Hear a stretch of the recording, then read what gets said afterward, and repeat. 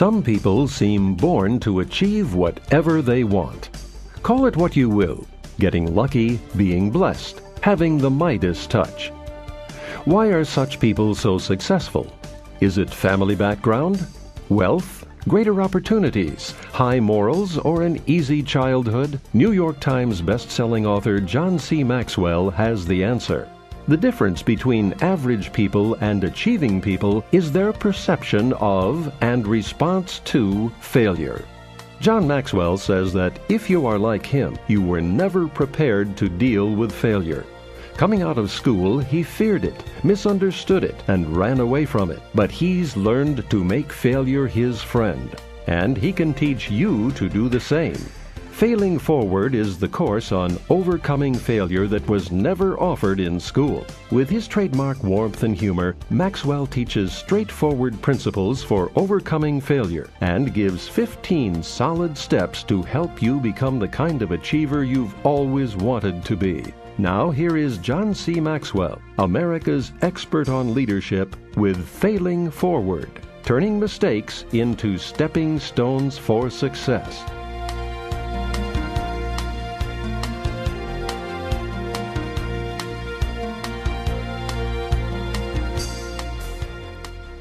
Chapter 1. What's the main difference between people who achieve and those who are average?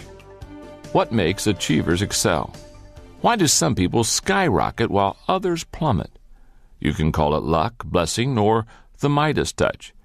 But the truth is that some people just seem to achieve incredible things in spite of great difficulties. It doesn't matter what kind of work they do, wherever they are, they just seem to make things happen. Certainly all people like to think of themselves as above average, but achievers seem to leave average in the dust. But what makes the difference? Why do some people achieve so much? Is it family background? Having a good family growing up is not necessarily a good indicator of achievement. High percentages of successful people come from broken homes. Is it wealth? No. Some of the greatest achievers come from households of average to below average means. Is it opportunity? Two people with similar gifts, talents, and resources can look at a situation and one person will see a tremendous opportunity while the others see nothing. Opportunity is in the eye of the beholder. Is it high morals? I wish that were the key, but it's not. I've known people with high integrity who achieve little, and I've known scoundrels who are high producers. Is it the absence of hardship? For every achiever who has avoided tragedy, there's a Helen Keller who overcame extreme disabilities or a Viktor Frankl who survived absolute horrors. So that's not it either. None of those is the key. When it comes right down to it, I know of only one factor that separates those who consistently shine from those who don't. The difference between average people and achieving people is their perception of and response to failure. Throughout our time together, I want you to continually think of what I have just shared with you. In fact, I want to repeat it again, because it's the most important statement in the entire book. The difference between average people and achieving people is their perception of and response to failure. Nothing else has the same kind of impact on people's ability to accomplish their desires. How people see failure and deal with it impacts every aspect of their lives. Yet that ability seems difficult to acquire. Most people don't know where to start looking to get it. I haven't always been good at failing forward. It's certainly not something they tried to teach me in school. Take a look at some of my previous attitudes toward failure and see if your experience was similar. First, I feared failure. On the first day of class, when I was a college freshman, one professor walked in and boldly declared, "Half of you in this room will not pass this class." What was my first response? Fear. Up to that time, I had never failed a class, and I certainly did not want to start. So the first question I asked myself was, what does the professor want? School became a game that I wanted to win. Second, I misunderstood failure. As a child, I thought failure was a percentage. 69 and lower was failure, 70 and above was success. But failure isn't a percentage or a test. It's not a single event. It is a process. Third, I was unprepared for failure. When I graduated from college with my bachelor's degree, I wasn't at all prepared for what was ahead of me. I found that out in my first job. As the pastor in a small rural church, I did everything the people might expect of me and then some. But to be honest, I was as concerned about getting everyone to like me as I was with helping people. In the type of church I led, each year the people vote to decide whether to allow the leader to keep his job. And the leaders I had met loved to brag about the unanimous affirming votes that they received from their people. So imagine my surprise when the votes came back 31 yeses, 1 no, and 1 abstention. It was at that moment that I realized what an unrealistic view I had of success and failure. And as I've helped leaders to grow and develop through the years, I've seen that most people are in the same boat. In Leadership magazine, J. Wallace Hamilton states, "Failure is far more common than success. Poverty is more prevalent than wealth. And disappointment more normal than arrival." Right now, you're getting the chance to sign up with me for a class you never got a chance to take in school, one on failure. Because in life, the question is not if you will have problems, but how you're going to deal with your problems. Are you going to fail forward or backward? When I think of people who are able to look trouble in the eye and forge ahead, one of the first who comes to my mind is Mary Kay Ash. I admire Mary Kay. She overcame a lot of obstacles in her career, and she never let failure get the better of her. Mary Kay's first career was in direct sales, and she was quite successful. But she also found that it was difficult for a woman to progress in a corporate world, especially in the 1950s and early 1960s. So after 25 years of success, she decided to retire. But that didn't last long. By the time a month passed, she was stir-crazy. She was ready to start her own business. She decided on a cosmetic business that would give every woman who worked in it unlimited opportunities. She purchased the formulas to the best beauty products she ever found, worked up a marketing plan, and prepared to set up her corporation. It didn't take long for her to hit her first obstacle. When she visited her attorney to set up her corporation, he insulted her and predicted her failure. She got similar treatment from her accountant. Despite their attempts to discourage her, she moved ahead. She sank her $5,000 life savings into her new business. She put her husband to work on the administrative side of things as she worked feverishly to prepare the product, design the packaging, write the training, and recruit consultants. But then a month before she was open for business, her husband died of a heart attack right at their kitchen table. Most people would never have been able to go on after that. But not Mary Kay. She kept going. And on September 13, 1963, she launched her business. Today, the company has over $1 billion in annual sales, employs 3,500 people, and empowers 500,000 direct sales consultants in 29 markets worldwide.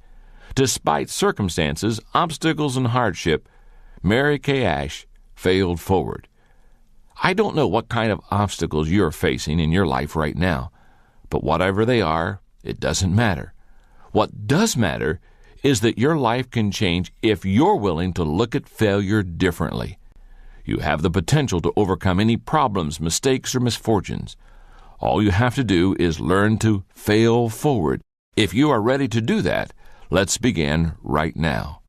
Step 1 in failing forward is to realize there is one major difference between average people and achieving people. Chapter 2. Get a new definition of failure and success. On August 6, 1999, a Major League Baseball player stepped up to home plate in Montreal and made another out, the 5,113th one of his professional career.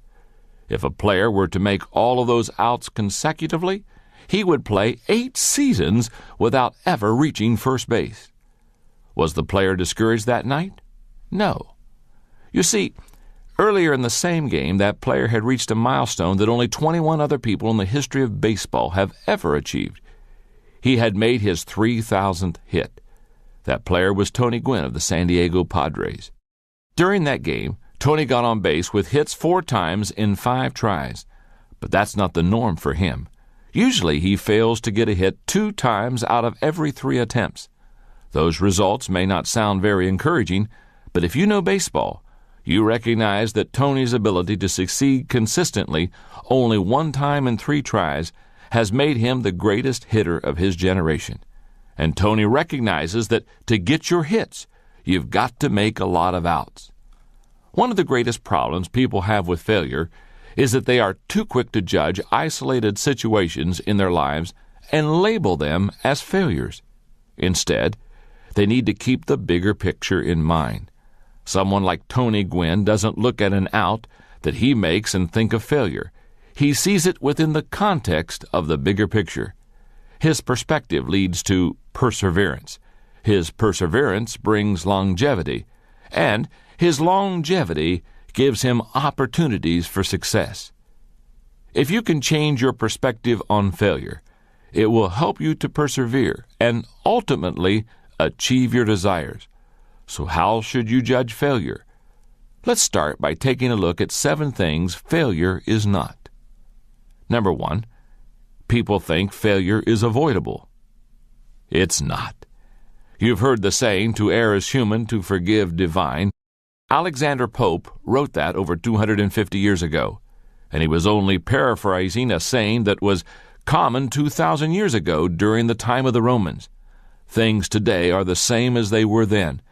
If you're a human being, you're going to make mistakes. Number 2, people think failure is an event. It's not.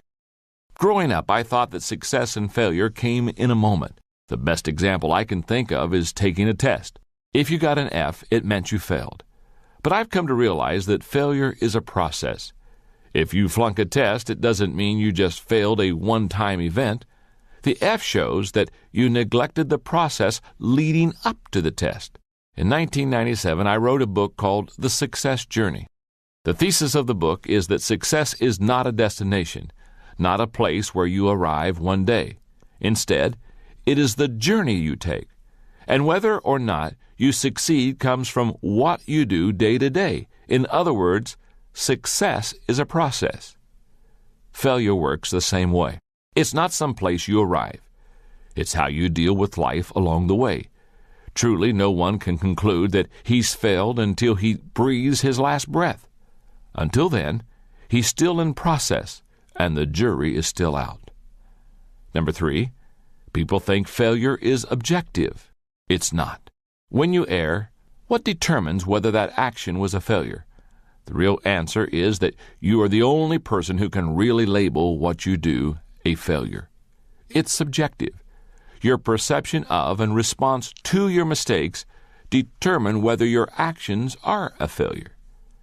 Number 4, people think failure is the enemy. It's not. Most people try to avoid failure like a plague, but it takes adversity to create success. NBA coach Rick Pitino states it even more strongly. Failure is good, he says. It's fertilizer. Everything I've learned about coaching, I've learned from making mistakes. Number 5, people think failure is irreversible. It's not. There's an old saying in Texas, it doesn't matter how much milk you spill as long as you don't lose your cow. In other words, mistakes are not irreversible. The problems come when you see only the spilled milk and not the bigger picture. People who see failure correctly take it in stride. Number 6, people think failure is a stigma. It's not. Mistakes are not permanent markers. I love the perspective of Senator Sam Ervin Jr. He remarked, "Defeat may serve as well as victory to shake the soul and let the glory out." That's the way we need to look at failure. When you make mistakes, don't let them get you down, and don't let yourself think of them as a stigma. Make each failure a step to success. Number 7, people think failure is final. It's not. Even what may appear to be a huge failure doesn't need to keep you from achieving. Take a look at the story of Sergio Zyman. Zyman, who successfully introduced Diet Coke, was also the same person who introduced New Coke. That move was an abysmal failure that lasted 79 days and cost the company about $100 million. People hated New Coke, and it caused Simon to have to leave the company. But Simon's problems with New Coke didn't keep him down.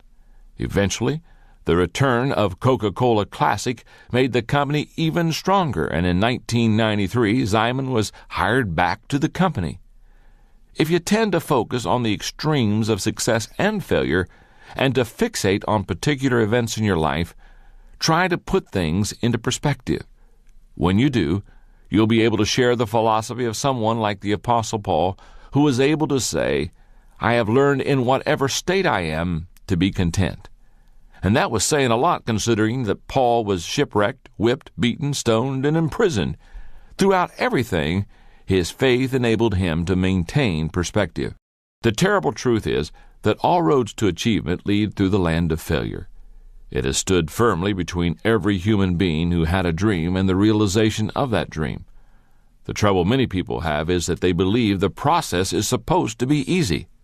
The great American inventor Thomas Edison observed that attitude among people. He said, "Failure is really a matter of conceit. People don't work hard because they imagine they'll succeed without ever making an effort. Most people believe that they'll wake up someday and find themselves rich. Actually, they've got it half right, because eventually they do wake up." Each of us has to make a choice. Are we going to sleep life away, avoiding failure at all cost? Or are we going to wake up and realize that failure is simply a price we pay to achieve success? If we learn to embrace that new definition of failure, then we are free to start moving ahead. Again, it's so important, let me repeat it. Failure is simply a price we pay to achieve success. And if we learn to embrace that new definition of failure, then we are free to start moving ahead. Recently, I had dinner with Truett Cathy, the founder of Chick-fil-A restaurant chain, and his story is a great illustration of the price someone paid to achieve success. Like many young men of his era, Truett went into the Army. When he was discharged in 1945, he was ready to pursue opportunity. What appealed to him was a restaurant, and his dream was to work with Ben, one of his brothers. After learning a little about the business, they scraped together some money, located a site, and built and opened a restaurant. But it wouldn't be long before Truett faced the first of several major setbacks. The first came early, only 3 years after opening the restaurant. Truett's two brothers were in a small private plane that crashed on the way to Chattanooga, Tennessee. Both of them died. Truett was devastated. Once he got over the emotional shock, he went on alone. 2 years later, he opened a second restaurant. By then, things were going pretty well. Then one night he received a phone call that woke him, telling him there was a fire at his second restaurant location. He dashed off to see what could be done, but when he arrived, he discovered that the fire had totally destroyed the operation. Worse was the fact that he had practically no insurance. It wasn't but a few weeks later that Truett faced another debilitating setback. He discovered that he had polyps in his colon that would have to be removed. The timing couldn't be worse. Instead of rebuilding his restaurant, he went in for surgery. One operation turned into two, and much to his dismay, he was out of action for several months. But the time Truett spent out of commission inspired him to begin playing with a new concept. What would happen, he wondered, if he took the chicken breast which he had been selling in his restaurants, seasoned and fried it just right, and put it on a bun with the right condiments? The answer became the Chick-fil-A sandwich, and the start of one of the largest privately owned restaurant chains in the world. Today, Truett Cathy is credited with inventing the chicken sandwich in the fast food industry, and Chick-fil-A operates over 900 restaurants across the country. In the year 2000, it became a billion-dollar company. Yet it never would have come to pass if Truett Cathy had not experienced the setbacks he did, maintained his perspective, and realized that a few negative experiences don't make for failure. If you can change the way you see failure, you gain the strength to keep running the race. Get a new definition of failure. See it as the price you pay for progress. If you can do that, you will put yourself in a much better position to fail forward. Step number 2 to failing forward: learn a new definition of failure. Chapter 3. If you failed, Are you a failure? In an interview years ago, advice columnist Ann Landers was asked by David Brinkley what question she is most frequently asked by readers. Her answer? What's wrong with me? Landers' response reveals a lot about human nature. Many people wrestle with feelings of failure, the most damaging being doubtful thoughts about themselves. At the heart of those doubts and feelings is one central question: am I a failure? And that's a problem, because I believe it's nearly impossible for any person to believe he or she is a failure and fail forward at the same time. The late Irma Bombeck, who wrote a widely syndicated weekly humor column until her death in 1996, had a great perspective on what it meant to fail forward without taking failure too personally. Irma Bombeck traveled a road in life that was filled with adversity, starting with her career. Her first job was as a copy girl at the Dayton Journal-Herald when she was a teenager. But when she went off to college, a guidance counselor advised her to forget about writing. She refused. Later, she transferred to the University of Dayton and in 1949 graduated with a degree in English. Soon afterwards, she began working as a writer for the obituary column and the Woman's Page. In 1964, Bombeck was able to convince the editor of a small neighborhood newspaper to let her write a weekly humor column, and that opened a door for her. By 1967, her column was syndicated and carried by over 900 newspapers. For just over 30 years, Irma Bombeck wrote her humor column. During that time, she published 15 books, received 15 honorary degrees, and was recognized as one of the 25 most influential women in America. But during that span of time, she also experienced incredible trials, including infertility, breast cancer, a mastectomy, the death of 2 children, and kidney failure. But she wasn't shy about sharing her perspective on her life experiences. She said, "What you have to tell yourself is, I'm not a failure. I failed at doing something." Now there's a big difference. Personally and career-wise, it's been a corduroy road. I've buried babies, lost parents, had cancer, and worried over kids. The trick is to put it all in perspective, and that's what I do for a living. That point of view kept Irma Bombeck going and writing through all the disappointments and pain. Every successful person is someone who failed yet never looked at himself as a failure. For example, Wolfgang Mozart was told by Emperor Ferdinand that his opera, The Marriage of Figaro, was far too noisy and contained far too many notes. Vincent van Gogh sold only 1 painting in his lifetime. Thomas Edison was considered unteachable, and Albert Einstein was told by a Munich schoolmaster that he would never amount to much. I think it's safe to say that all great achievers are given multiple reasons to believe they were failures. But in spite of that, they persevere. In the face of adversity, rejection, and failure, they continue believing in themselves and refuse to look at themselves as failures. There are 7 abilities achievers possess that enable them to fail, not take it personally, and keep moving forward. Number 1, achievers reject rejection. People don't give up trying because they don't base their self-worth on their performance. Instead, they have an internally based self-image. Rather than saying, "I am a failure," they say, "I missed that one," or "I made a mistake." To keep the right perspective, take responsibility for your actions, but don't take failure personally. Number 2, achievers see failure as temporary. For example, take the case of United States President Harry S. Truman. In 1922, he was 38 years old, in debt and out of work. In 1945, he was the most powerful leader of the free world, occupying the highest office in the land. If he had seen failure as permanent, he would have remained stuck and never would have kept trying and believing in his potential. Number 3, achievers see failures as isolated incidents. When achievers fail, they see it as a momentary event, not a lifelong epidemic. It's not personal. So if you want to succeed, don't let any one incident color your view of yourself. Number 4, Achievers keep expectations realistic. Something that happened on baseball's opening day in 1954 illustrates this point well.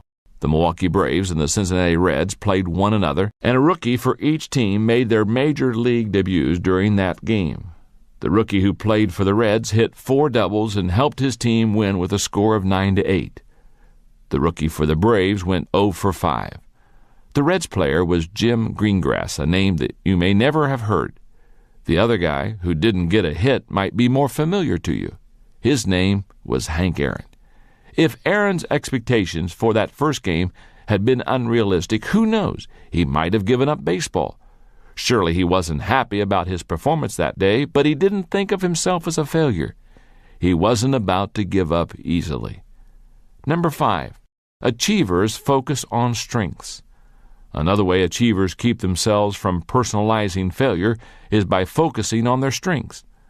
Bob Butera, president of the New Jersey Devils hockey team, was asked what makes a winner.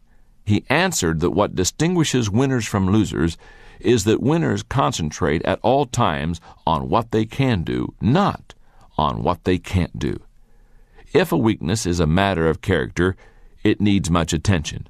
Focus on it until you shore it up. Otherwise, the best bet for failing forward is to develop and maximize your strengths. Number 6, achievers vary approaches to achievement. In The Psychology of Achievement, Brian Tracy writes about 4 millionaires who made their fortunes by age 35. They were involved in an average of 17 businesses before finding that one that took them to the top. They kept trying and changing until they found something that worked for them. Achievers are willing to vary their approaches to problems. Number 7, achievers bounce back. Psychologist Simon Carruthers says life is a series of outcomes. Sometimes the outcome is what you want. Great. Figure out what you did right. Sometimes the outcome is what you don't want. Great. Figure out what you did wrong so that you don't do it again. That's the key to bouncing back. That's the way to take yourself out of failure. One of the best stories I've ever heard of someone who refused to take failure personally is that of Daniel Rudiger. You may have seen the film, which was based on his life, called Rudy. The first of 14 children in a poor working-class family, Rudy loved football as a kid and believed that might be his ticket out of Joliet, Illinois. But his heart was much greater than his physique. He was slow, and at 5 feet 6 inches tall and 190 pounds, he wasn't exactly built for the game. As a senior, he began dreaming about attending Notre Dame and playing football there. But Rudy faced another problem. His grades showed less promise even than his physique. And for the next several years, Rudy changed his focus from one thing to another. He was more determined than ever to go to Notre Dame despite the criticism of his family, friends, and co-workers. He knew that he was not a failure, and he would find a way to go to South Bend. Eventually, Rudy quit his job, moved to South Bend, and managed to get into Holy Cross College, a community college affiliated with the university. He attended the college for 2 years and earned a 4-point average every semester before Notre Dame accepted him. He entered his dream school at age 26, 8 years after graduating from high school. With 2 years of sports eligibility remaining, he went out for football. He made the team as a scrub, one of the warm bodies that they put in practice to keep the good players sharp. But Rudy worked hard anyway. And in the final game of his final season, Rudy got to live his dream by getting into a game as a player. In the movie, Rudy Rudiger gets in for only one play at the end of the game.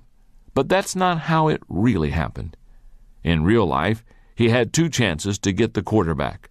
The first play, he was too anxious and didn't execute the play. He failed. But once again, Rudy didn't let his failure make him a failure. He was determined to fail forward. When they snapped the ball the second time, he put the moves he'd rehearsed in his mind on the guy over him, and he sacked the quarterback. Overjoyed, the team carried him off the field in celebration. Rudy says it's the only time that has happened to a player in the history of Notre Dame football. The great thing about Rudy's story is that he doesn't have the athletic ability of Michael Jordan, nor is he a genius like Mozart, Van Gogh, Edison, or Einstein. He's just a regular person like you and me. The only reason he's an achiever instead of average is that he refused to let failure get the better of him. He learned that no matter how many times you fail, it doesn't have to make you a failure. Step number 3 to failing forward: remove the you from failure. Chapter 4. You're too old to cry, but it hurts too much to laugh. Just about everyone has heard of the Wright brothers. But what you may not know is that the Wrights, unknown with no university education, were not the leaders in aviation. They were obscure at best, and another man was expected to put the first manned airplane into the air. His name was Dr. Samuel Langley, an accomplished thinker, scientist, and inventor. He had published several important works on aerodynamics, and he possessed a vision for achieving manned flight. In 1898, he approached the United States War Department for funding to design and build an airplane to carry a man aloft. And they gave him a commission of $50,000, a huge sum at that time. His success seemed inevitable. On October the 8th, 1903, Langley expected his years of work to come to fruition. As journalists and curious onlookers watched, Charles Manley, the engineer who built the plane's engine, strode across the deck of a modified houseboat and climbed into the pilot's seat of a craft called the Great Aerodrome. The full-size motorized device was perched atop a specially built catapult designed to initiate the aerodrome flight into the air. But when they attempted the launch, part of the aerodrome got caught, and the biplane was flung into 16 feet of water a mere 50 yards away from the boat.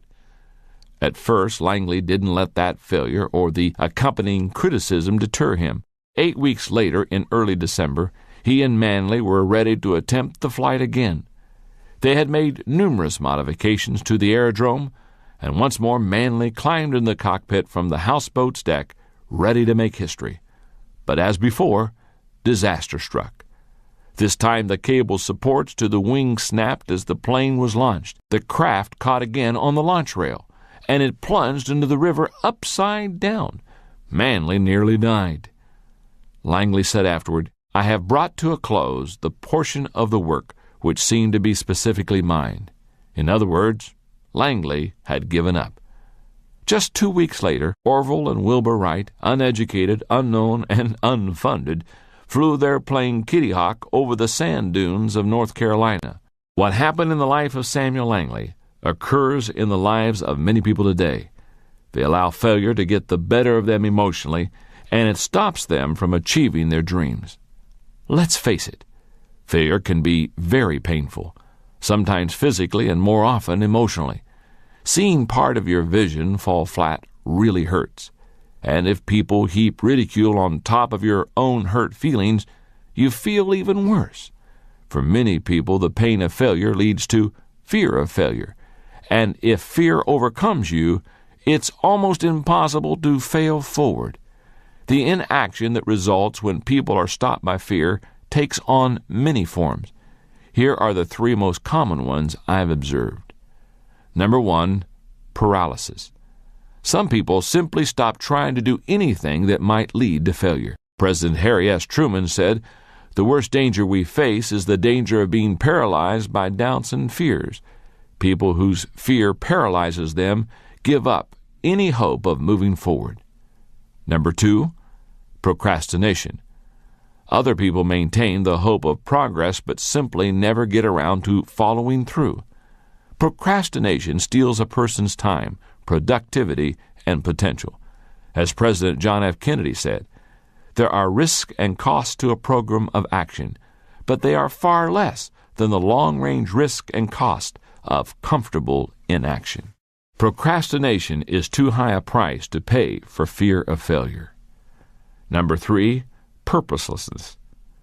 Tom Peters, co-author of In Search of Excellence, says there's nothing more useless than someone who comes to the end of the day and congratulates himself saying, "Well, I made it through the day without screwing up." Yet that's what many people who fear failure do. Rather than pursuing worthy objectives, they avoid the pain of making mistakes. And in the midst of that transition, They lose sight of any sense of purpose that they might have once possessed.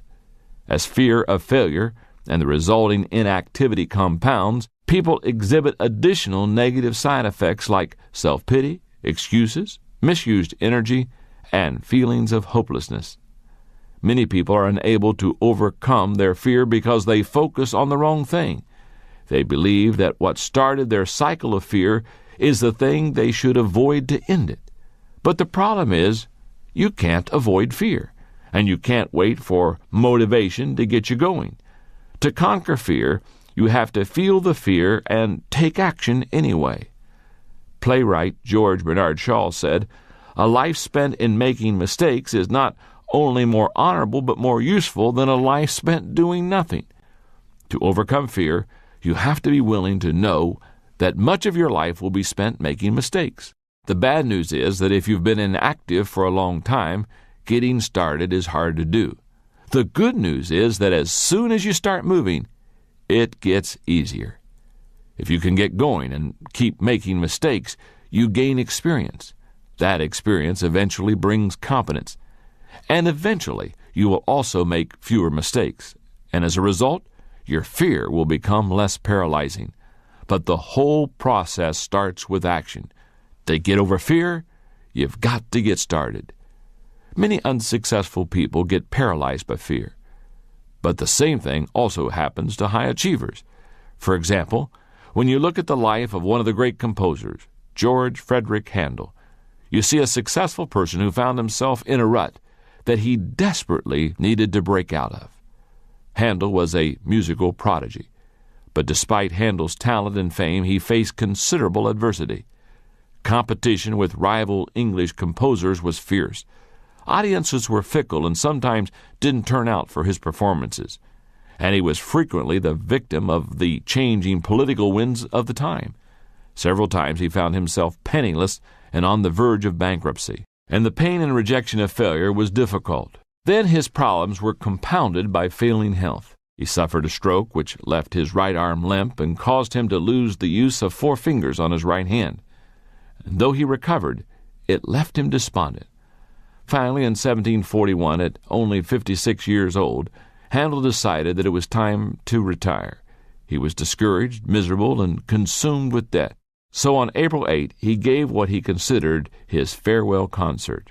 Disappointed and filled with self-pity, he gave up. But in August of that year, something incredible happened.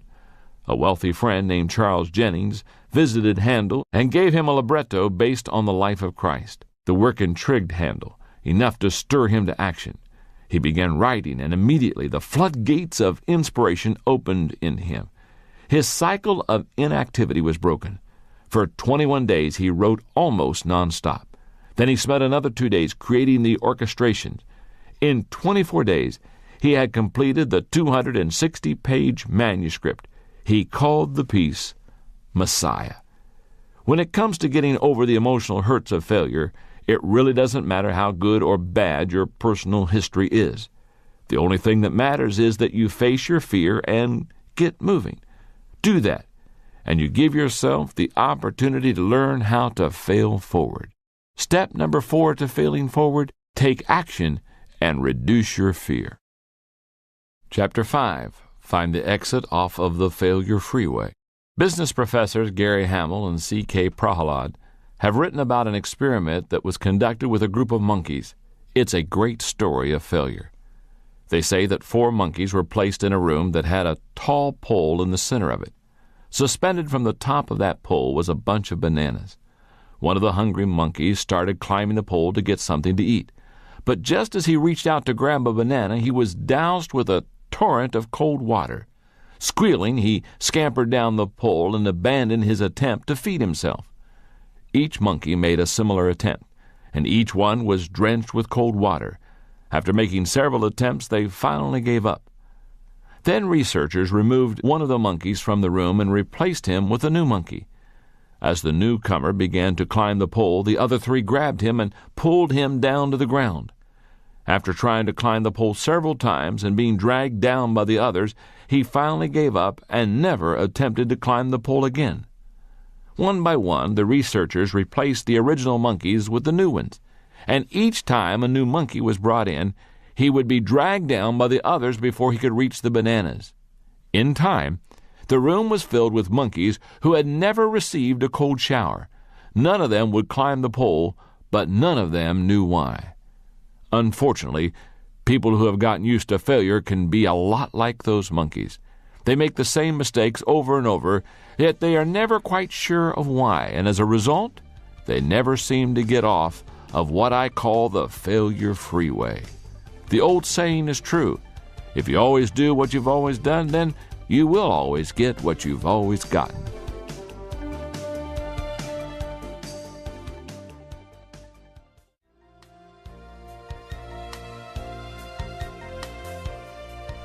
What starts people down the failure freeway is a common mistake, failure, or mess-up.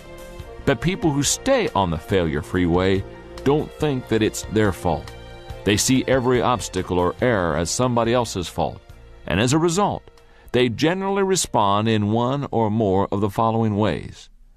Number one, they blow up. One of the reactions to failure that keeps people driving on the failure freeway is anger. You've probably seen it. People make a minor mistake and angrily overreact to it, taking out their frustration on themselves or others around them. But if a person doesn't govern his temper, it will govern him. Number two, they cover up. People's desire to make sure others don't see their mistakes isn't always so humorous. For example, take the case of Nicholas Leeson. In 1995, the 28-year-old worked for the British bank Barings. He controlled huge amounts of money for the organization, which he tried to increase through what's called casino-style investing. When Leeson's dealings resulted in huge losses, he covered them up and made even riskier trades to try to recoup his losses.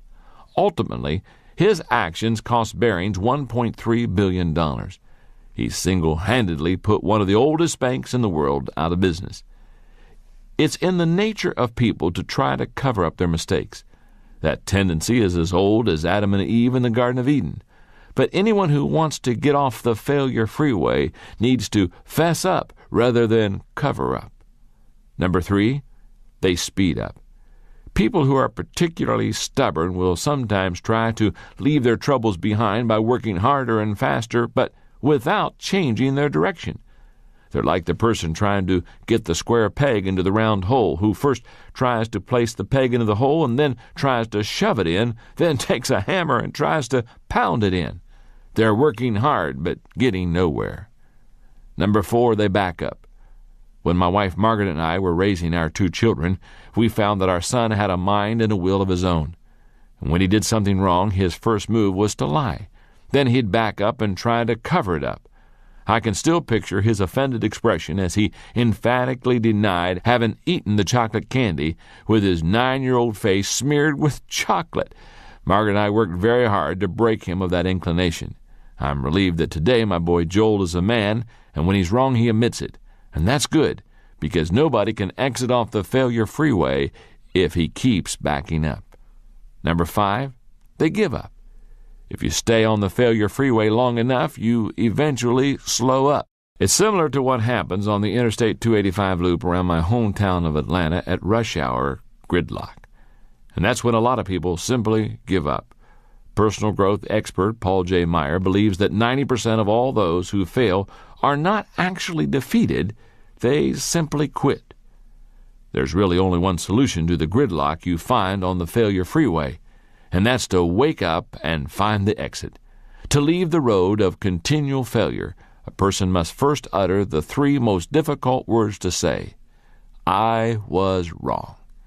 He has to open his eyes, admit his mistakes, and accept complete responsibility for his current wrong actions and attitudes. Every failure you experience is a fork in the road. It's an opportunity to take the right action, learn from your mistakes, and begin again.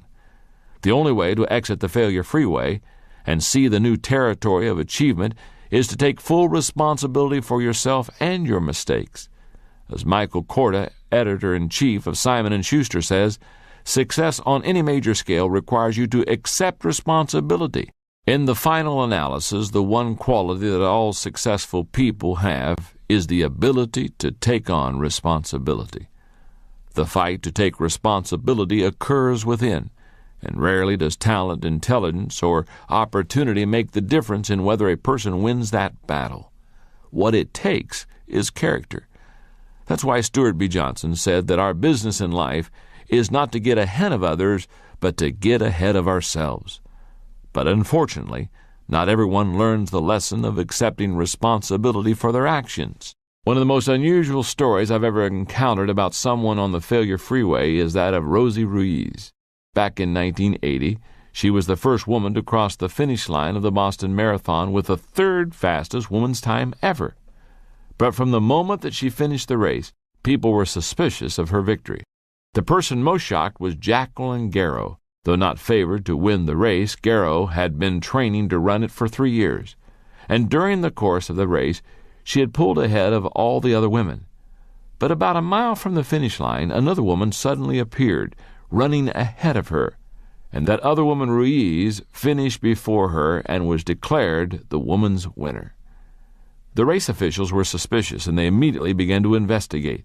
They found that Ruiz had qualified for the Boston Marathon by obtaining a fraudulent qualifying finish for the New York Marathon. They surmised that in the Boston race, Ruiz had simply jumped into a group of runners a mile from the finish line, never suspecting that she was actually ahead of all the other women. The Boston Athletic Association disqualified her, and a week later they awarded Garrow the winner's medal. What's most amazing is even years later, Ruiz still hadn't learned from her mistake. At a 10-kilometer race in Miami, Garrow saw Ruiz and tried to talk to her to clear the air, but Ruiz denied ever cheating in Boston. 2 years after her appearance in the Boston Marathon, Ruiz was arrested and charged with stealing cash and checks from her employer. A year later, she was convicted for trying to sell 2 kilos of cocaine to an undercover police officer. As Sir Josiah Stamp said, "It is easy to dodge our responsibilities, but we cannot dodge the consequences." I don't know what Rosie Ruiz is doing today. Back then, Ruiz was doing a lot of moving, but she wasn't getting anywhere. Let's hope that she finally found the exit off of the failure freeway. Step number 5 to failing forward: change your response to failure by accepting responsibility. Let's take a moment and review the first 5 steps of failing forward, because it's my desire to teach you when you fail to fail forward instead of backwards. Step number 1, realize that there is one major difference between average people and achieving people. Step number 2, learn a new definition of failure. Step number 3, remove the you from failure. Step number 4, take action and reduce your fear. And step number 5, change your response to failure by accepting responsibility. Chapter 6, no matter what happens to you, failure is an inside job. When you learn to accept responsibility for yourself, your problems, and your failures, you are better prepared to fail forward. But what about when you're faced with overwhelming difficulties that you didn't create and you cannot control? At no time in life are people more prone to allow failure to make them give up than when external circumstances cause extreme hardship or grief. But ultimately, no matter whether the difficulty is self-created or comes from somewhere outside of you, failure is created within the person. It is always an inside job. Many people desire to control the circumstances of their lives, but the truth is that we cannot determine what will come our way. We can't control the hands we're dealt, only how we play the cards. South African General Jan Christian Smuts said, "A man is not defeated by his opponents, but by himself." That's true.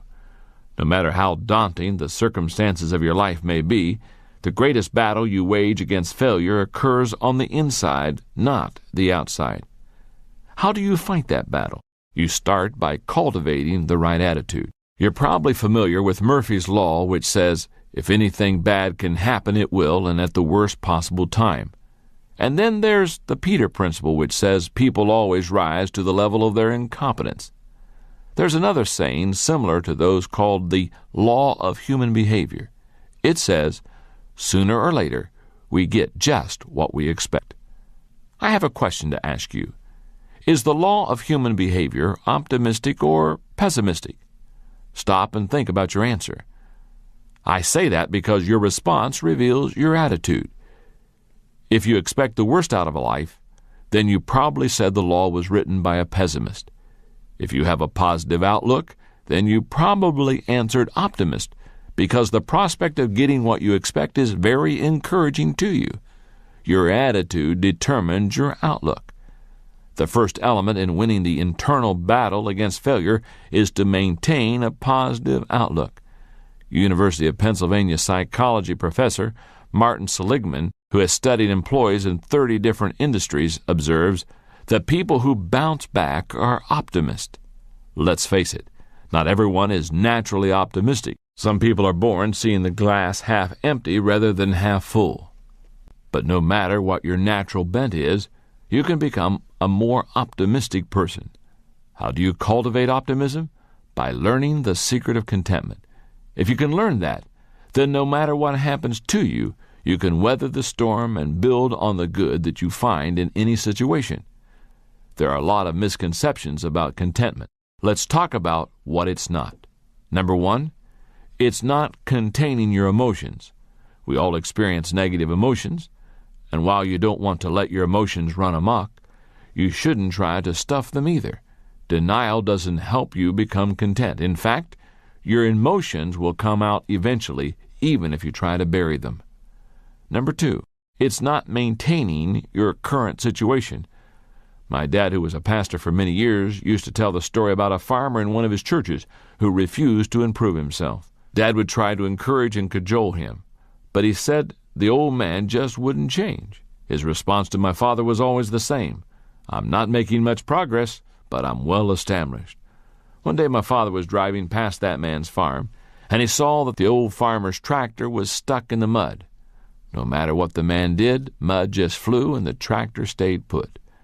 After the old farmer gave it one more try and was no better off than he had been before, he started cussing up a storm. At that point, my dad rolled down his window and hollered out to the man, "Well, you're not making much progress, but you certainly are well established." Being content doesn't mean being satisfied with a bad situation. It simply means having a good attitude as you work your way out of it. Number three, it's not attaining position, power, or possessions. In our culture, too many people believe that contentment comes from attaining material possessions or positions of power. But they aren't the keys of contentment either. If you are tempted to believe that they are, remember the words of John D. Rockefeller. When a journalist asked him how much wealth was enough, the millionaire, who was at that time one of the richest and most powerful men in the world, answered, "Just a little more." True contentment comes from having a positive attitude. It means expecting the best in everything, not the worst, remaining upbeat even when you get beat up, seeing solutions in every problem, not problems in every solution, believing in yourself even when others don't, and holding on to hope even when others say it's hopeless. No matter what happens to you, a positive attitude comes from within. Your circumstances and your contentment are unrelated. Failure is an inside job, and so is success. If you want to achieve, you have to win the war in your own thinking first. You can't let failure outside of you get inside of you. You certainly can't control the length of your life, but you can control its width and depth. You can't control the contour of your face, but you can control its expression. You can't control the weather, but you can control the atmosphere of your mind. Why worry about things you can't control when you can keep yourself busy controlling the things that depend on you? Right now you may be saying, "That's all well and good for you, John. You haven't experienced what I have." If you still have a hard time believing that failure is really an inside job, then you need to hear the story of someone who maintained a winner's attitude while overcoming the most difficult of circumstances. His name is Roger Crawford. He makes his living as a consultant and public speaker. He's written 2 books. He travels all across the country working with Fortune 500 companies, national and state associations, and school districts. Those aren't bad credentials. But if that doesn't impress you, how about this? Before becoming a consultant, he was a professional tennis player certified by the United States Professional Tennis Association. Still not impressed? Would you change your opinion if I told you that Roger had no hands and only one foot? Roger Crawford was born with a condition called ectrodactylism. When he emerged from his mother's womb, the doctor saw that he had a thumb-like projection extending out of his right forearm and a thumb and a finger growing out of his left forearm. He had no palms. His legs and arms were shortened, and his left leg possessed a shrunken foot with only 3 toes. His foot was amputated when he was 5. Roger's parents were told by various medical professionals that he would never be able to walk, probably would not be able to take care of himself, and would never lead a normal life. But Roger's parents were determined to give him the best chance possible for living a normal life. They raised him to feel loved, to be strong, and to develop independence. You're only as handicapped as you want to be, his father used to tell him. Roger appreciated the encouragement and training that he received from his parents, but I don't think he really understood the significance of it or his achievements until he was in college and he interacted with someone who wanted to meet him. He had received a phone call from a man who had read about his tennis victories, and Crawford agreed to meet him at a nearby restaurant. When Roger stood up to shake hands with the man, he discovered that the other guy had hands that were almost identical to his. That got Crawford excited, because he thought he had found someone similar to him, but older, who could act as his mentor. But after talking with the stranger for a few minutes, he realized that he was wrong. Roger says, "Instead, what I found was someone with a bitter, pessimistic attitude who blamed all of life's disappointments and failures on his anatomy. I soon recognized that our lives and attitudes couldn't have been more different. His attitude was, the world owes me, and his problem was that the world disagreed. He was even angry with me because I didn't share his despair."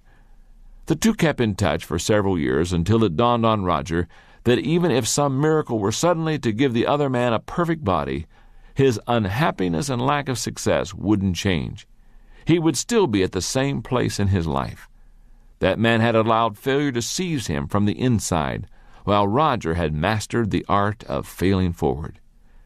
Chances are that the adversity in your life has been nowhere near as difficult as Roger Crawford's has been. And that's why his story is such an inspiration. Roger maintains that handicaps can only disable us if we let them. He says that's true not only of physical challenges, but of emotional and intellectual ones as well. He believes that the real and lasting limitations are created in our minds, not our bodies. In other words, no matter what happens, failure is an inside job. Step number 6 to failing forward. Don't let failure from outside get inside of you. Chapter 7. Is the past holding your life hostage? When I get a bit of time off, one of the things I like to do is play golf. Now, I'm not a great golfer. I'd say I'm average, but no matter what, I'm glad to get started golfing, and I can tell you who it was that got me interested in the sport. Arnold Palmer. Many people of my generation became golfers because of Arnold Palmer. His down-to-earth attitude, sparkling personality, rugged good looks, and incredible playing ability caused him to draw huge crowds of spectators who would follow him from hole to hole. Back then they were dubbed Arnie's Army, and it seemed they'd follow him anywhere to get a chance to see the man they called the King perform on the course. It was a first for golf, and it was sure fun to watch. One of the things about golf is that anyone can have a really bad hole, even a Hall of Famer like Arnold Palmer. The key to playing through it is to forget about your bad shots. But that can be a difficult thing to do, especially when someone erects a bronze monument to your bad hole. And that's what happened to Arnold Palmer. At the 1961 Los Angeles Open, on a par 5 ninth hole, Palmer hit a good drive and wanted to try to put the ball on the green with his second shot. With his 3-wood, Palmer hit what he believed was a good shot, but as the ball sailed, it faded to the right, hit a pole, and bounced out of bounds onto the driving range. Palmer dropped the ball, took a penalty stroke, and tried again. He had another ball out of bounds. Again, he dropped a ball and took a penalty stroke. He kept repeating this process until he finally put the ball on the green. By then, he had accumulated 10 strokes. It took him 2 more strokes with his putter to hold the ball. He finished with a 12. And because of that, he went from a few strokes behind the leaders to scoring so poorly that he was out of the tournament. Today, nearly 40 years later, if you go to the 9th hole at the Rancho Park Golf Course in Los Angeles, you will find a bronze plaque that states, "On Friday, January 6, 1961, the first day of the 35th Los Angeles Open, Arnold Palmer, voted Golfer of the Year and Pro Athlete of the Year, took a 12 on this hole." However, good golfers don't dwell on bad performances, not if they want to remain good golfers. And that has always been true of Arnold Palmer. Once when asked about his performance at the Open on hole 9, he commented, "That doggone plaque will be there long after I'm gone." But you have to put things like that behind you. That's one of the wonderful things about golf. Your next shot can be as good or bad as the last one, but you'll always get another chance. The same quality that makes professional golfers effective enables any person to overcome failure and become a strong achiever.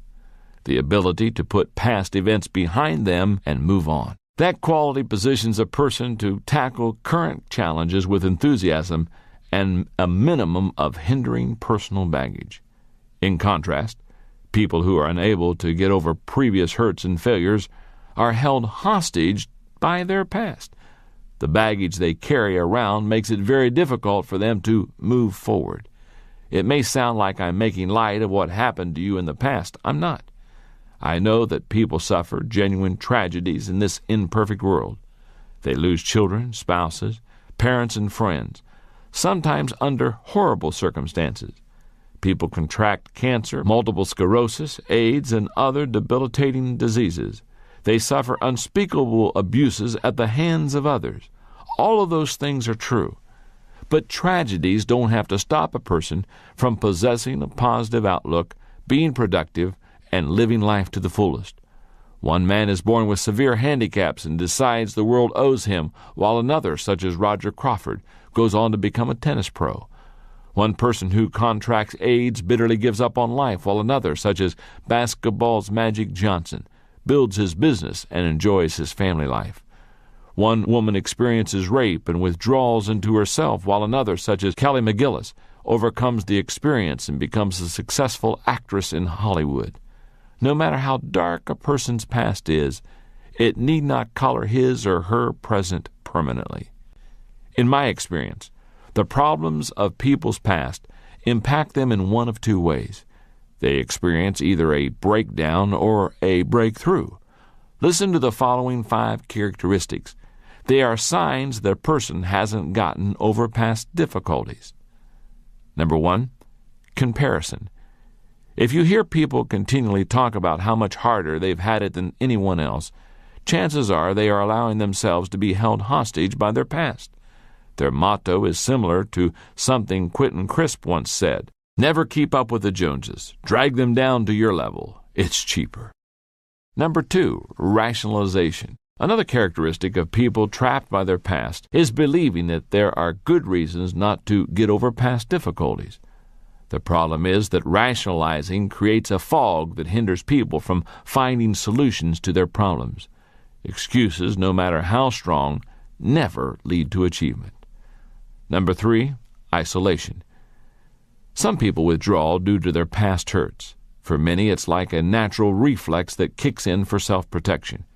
It is especially sad when people who are naturally outgoing isolate themselves due to their past, because they become especially miserable. Number 4, regret. One of the greatest hindrances to living life in the present is regret. It saps a person's energy and leaves little that enables him or her to do anything positive. Number 5, bitterness. Anyone who doesn't get past the problem or the pain of the past eventually becomes bitter. It is the inevitable consequence of not processing through old injuries and tragedies. But no matter what you've experienced, remember this. There are people who had it better than you, but who have done worse. And there are people who have had it worse than you, but who've done better. The circumstances really have nothing to do with getting over your personal history. Past hurts can make you bitter or better. The choice is yours. Every major difficulty you face in life is a fork in the road. You choose which track you will head down toward breakdown or breakthrough. It is a turning point, but you determine which way you will turn. If you've been badly hurt, then start by acknowledging the pain and grieving any loss that you may have experienced. Then forgive the people involved, including yourself if needed. That will help you move on. I understand that it may be very difficult to go through this process, but you can do it. Just think, today may be your day to turn the hurts of your past into a breakthrough for the future. Don't allow anything from your personal history to keep holding you hostage. Step number 7 to failing forward. Say goodbye to yesterday. Chapter 8. Who is this person who keeps making these mistakes? Sometimes great achievement can come only as the result of a period of failure that helps you understand who you really are. That was the case of John James Audubon, the man for whom the National Audubon Society was named. His life was one of great extremes, problems and progress, struggle and success, failure and fanfare. Listen to his story. The son of a French sea captain, Audubon was born in Haiti in 1785, but spent his formative years in France. He was educated as a gentleman, but was at best an indifferent student. His real passion was hunting and drawing birds. At 18, Audubon was sent to America, where he moved into a house his father owned in Pennsylvania. There he honed his skills as a woodsman. He continued hunting and drawing wildlife, and it wasn't long before he met and developed a relationship with a neighboring family named the Bakewells. That had a significant impact on his life. First, he fell in love with one of the family's daughters, Lucy, and second, in 1807, he started working in the counting house of Benjamin Bakewell's Import Company. That was the start of what would become an abysmal career in business. Over the next 15 years, Audubon embarked on a series of unsuccessful ventures. His first venture, which dealt in indigo dye, lost him a small fortune. He then worked in the import business for a while, but after meeting no success, decided to try his hand at retail trade. With another young businessman, he set up shop in Louisville, Kentucky, but 6 months later the two had only minimal success. They decided to move their location to Missouri in hopes of getting more business. Audubon only lasted 6 more months in that endeavor. He sold his share in the shop to his partner and went in search of another opportunity. In 1811, he tried his hand at the import business. He and his brother-in-law established a commission house in New Orleans importing goods from England. Unfortunately, they did this on the eve of the War of 1812, and their business failed. So Audubon went back to work in trading goods. He saw some success there, but then made the poor decision to open a steam sawmill and gristmill in an area that could not support such a large operation. In 1819, the business had gone bankrupt. All through the years, 2 things had remained constant in Audubon's life: hunting and art. Now he had to rely on both to survive. His gun put food on the table for his small family, and he drew portraits on commission to bring in money. By default, rather than design, his hobby became his means of support. It was then, in 1820, that Audubon had what he called his great idea. He decided to create a comprehensive and complete printed collection of all American birds based on his paintings. They would be life-size and shown in their natural surroundings. For the next few years, he traveled and added more painted birds to his portfolio, while Lucy worked as a tutor and a governess in Louisiana. In 1826, when he had enough material, Audubon sailed to Liverpool, England, and immediately met with great success. It didn't take long for Audubon to get connected with engraver Robert Havell, and together they began printing the remarkable Birds of America, a series of 100 color plates in a large 29 by 39-inch format. Nothing else like it had ever been created, nor has any other book of prints since been so revered. In all, they printed about 200 copies of that first edition. Today, it's considered a masterpiece. An original, Birds of America, which sold for $1,000 in the 1820s, is now worth about $5 million. John James Audubon was unsuccessful for most of his life. It took him until he was 35 years old to figure out what his problem was. Himself. He was a terrible businessman, and he didn't belong in trade. It didn't matter how many times he changed locations, partners, or business types. Not until he understood and changed himself did he have a chance at success. Evangelist D.L. Moody was once asked which people gave him the most trouble. His response was, "I've had more trouble with Dwight L. Moody than any other man alive." Television host Jack Parr echoed the same thought when he said, "Looking back, my life seems like one long obstacle race, with me as its chief obstacle." If you are continually experiencing trouble or facing obstacles, then you should check to make sure that you are not the problem. People don't like to admit that they need to change, and if they are willing to alter things about themselves, they usually focus on cosmetic changes. Why are people so hesitant to change? I believe that some, like Audubon, believe they are supposed to pursue a particular course of action, even though it doesn't suit their gifts and talents. And when they are not working in areas of strength, they do poorly. Others are not self-aware and don't even know what their strengths are. The psychologist Sheldon Kopp says, all of the significant battles are waged within the self. To have an opportunity to reach your potential, you must know who you are and face your flaws. Allow me to help you do that. Go through the following process. First, see yourself clearly. Bishop Fulton Sheen said, "Most of us do not like to look inside ourselves for the same reason we don't like to open a letter that has bad news. Most people see all the bad and deny the good, or they see all the good and deny the bad. To reach your potential, you must see both." Second, admit your flaws honestly. In Chapter 5, I stated that you must take responsibility for your actions to fail forward. But you must also take responsibility for who you are as a person. That means owning up to what you cannot do, should not do, or ought not to do. Third, discover your strengths joyfully. Working on your strengths is the next step in the process. No one ever achieved his dreams working outside of his areas of gifting. To excel, do what you do well. Fourth, build on your strengths passionately. Like Audubon, you will improve only if you enthusiastically develop whatever God-given abilities you have. You can reach your potential tomorrow if you dedicate yourself to growth today. Remember, to change your world, you must first change yourself. One of the greatest stories of change that I know of personally involves someone very close to me in my organization, the Enjoy Group, and it's my assistant, Linda Edgars. If you've ever heard me speak in person, then you've probably heard me talk about Linda.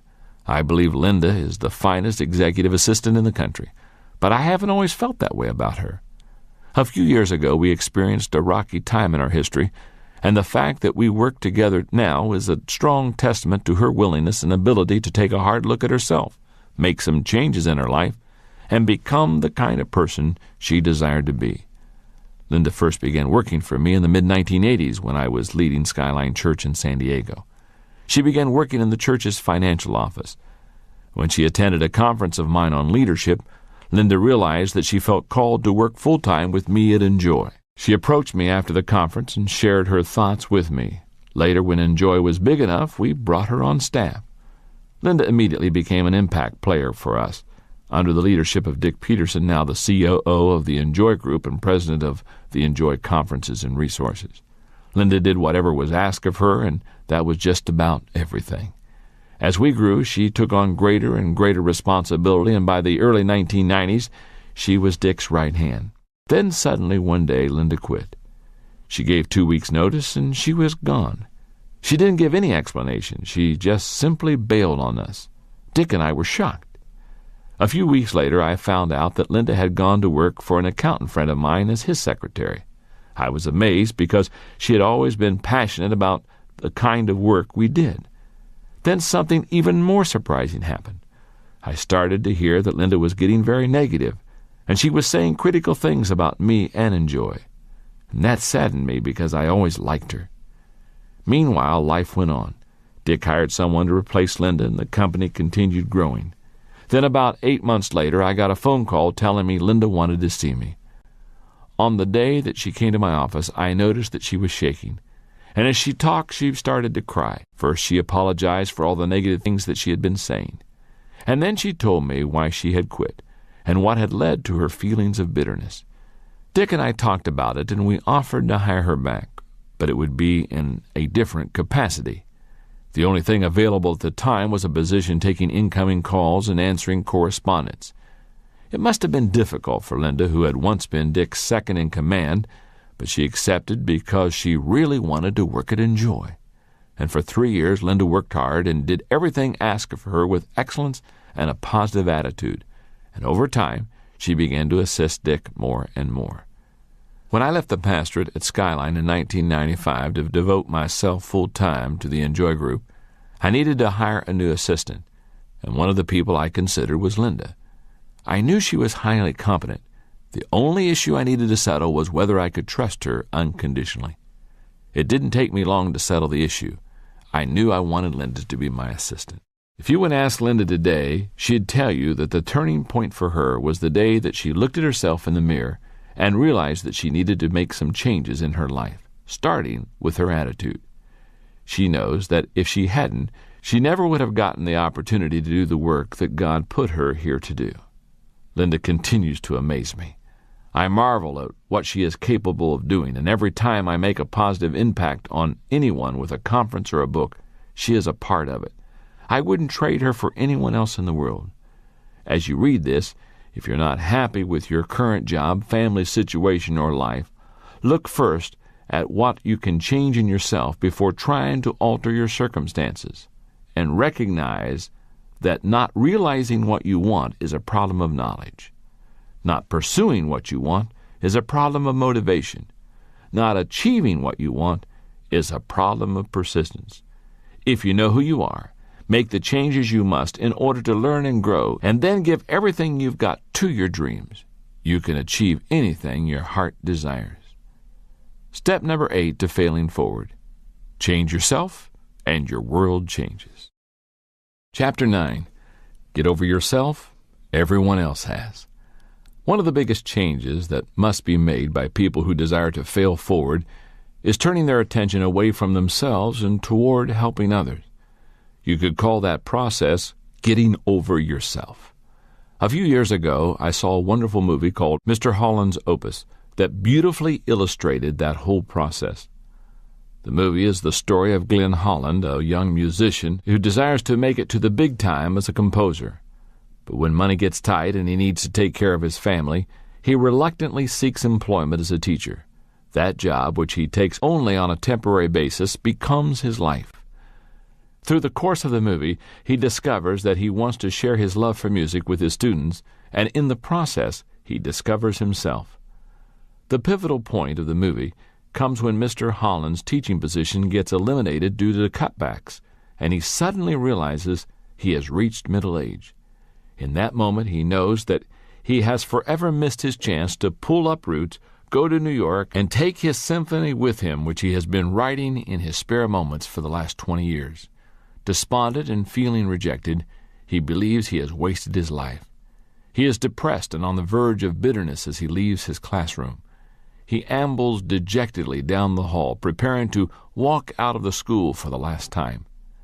That's when he hears something in the auditorium. When he checks to see what it is, he discovers dozens and dozens of students whose lives he changed during all his years of teaching. That group even includes the governor of the state, whose life took a major turn for the better under his mentoring. Many people believe that touching the lives of others can only be done by some elite group of specially gifted people. But that's not the case. Any ordinary person, just like Glenn Holland in the movie, can make a positive impact on the lives of others. Certain unsuccessful people tell themselves that as soon as they achieve considerable success or discover some unseen talent, they will turn their attention to making a difference in the lives of others. But I have news for them. Many people who struggle with chronic failure do so because they think of no one but themselves. They worry about what other people think of them. They scramble to make sure no one gets the better of them. They continually focus on protecting their turf.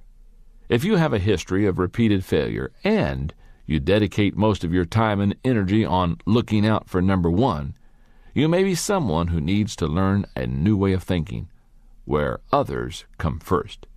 If you suspect that a selfish streak is preventing you from achieving your goals and dreams, you may need to change and improve your approach to success. First, you need to think about others rather than yourself. One of the greatest causes of negative thinking and poor mental health is self-absorption. Selfishness ultimately hurts not only the people around a self-focused person, but also the selfish person, him or herself.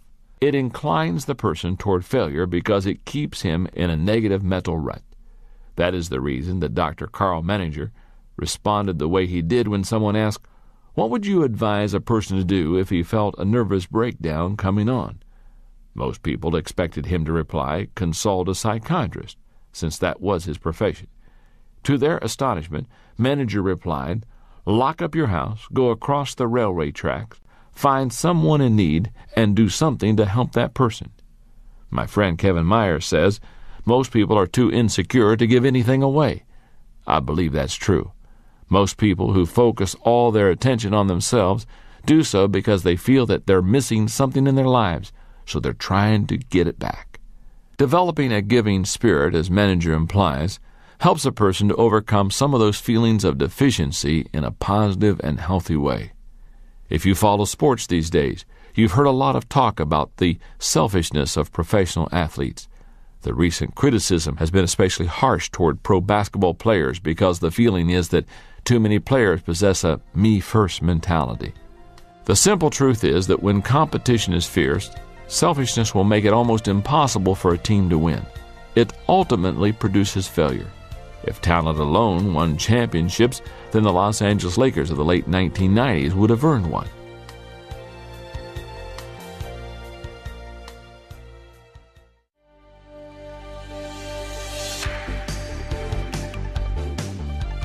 Fortunately, all the stories out of the NBA aren't about selfishness and failure. If you look at the 1999 NBA champs, the San Antonio Spurs, you can see that their victory came because the man who had been their best player for a decade knew the importance of getting over himself. The person I'm referring to is David Robinson, the 7 feet 1 inch tall center for the Spurs.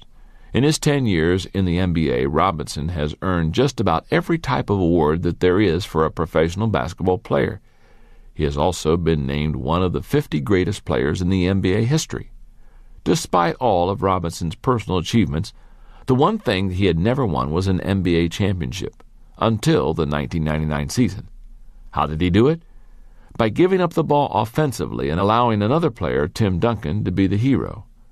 During the 1999 playoffs, teammate Avery Johnson commented, "What we have in David Robinson is the ultimate team player, the ultimate winner. He threw his ego out and became a totally different player for the good of the team." In 1999, Robinson put up the lowest averages of his career, but the result of Robinson's unselfishness was success for everyone on the team. If you want to win and overcome failure, you've got to get over yourself and begin helping others. How can you turn your focus from yourself and start adding value to others? You can do it by, number one, putting others first in your thinking. When you meet people, is your first thought about what they'll think of you or how you can make them feel more comfortable? At work, do you try to make your coworkers or employees look good? Or are you more concerned about making sure that you receive your share of credit? When you interact with family members, whose best interest do you have in mind? Your answers show where your heart is. In order to add value to others, you need to start putting others ahead of yourself in your mind and heart. If you can do it there, you will be able to put them first in your actions. Number two, finding out what others need. How can anyone add value to others if he or she doesn't know what they care about? Listen to people, ask them what matters to them, and observe them. If you can discover how people spend their time and money, you'll know what they value. And when you know people's values, you can add value to them. Number three, meeting the needs of others with excellence and generosity. The final step requires concrete action. Once you know what matters to people, do your best to meet their needs with excellence and generosity. Offer your best with no thought toward what you might receive in return. When I think of some of the great figures in history who were able to minister to people's needs and perform great service, one of the first who comes to my mind is John Wesley, the 18th century Briton who founded the Methodist movement. He was a great leader and served God unselfishly his entire life. But there's someone else in his family whom I consider to have been more selfless than he, and in fact made his achievements possible through her service. That person was John's mother, Susanna Wesley.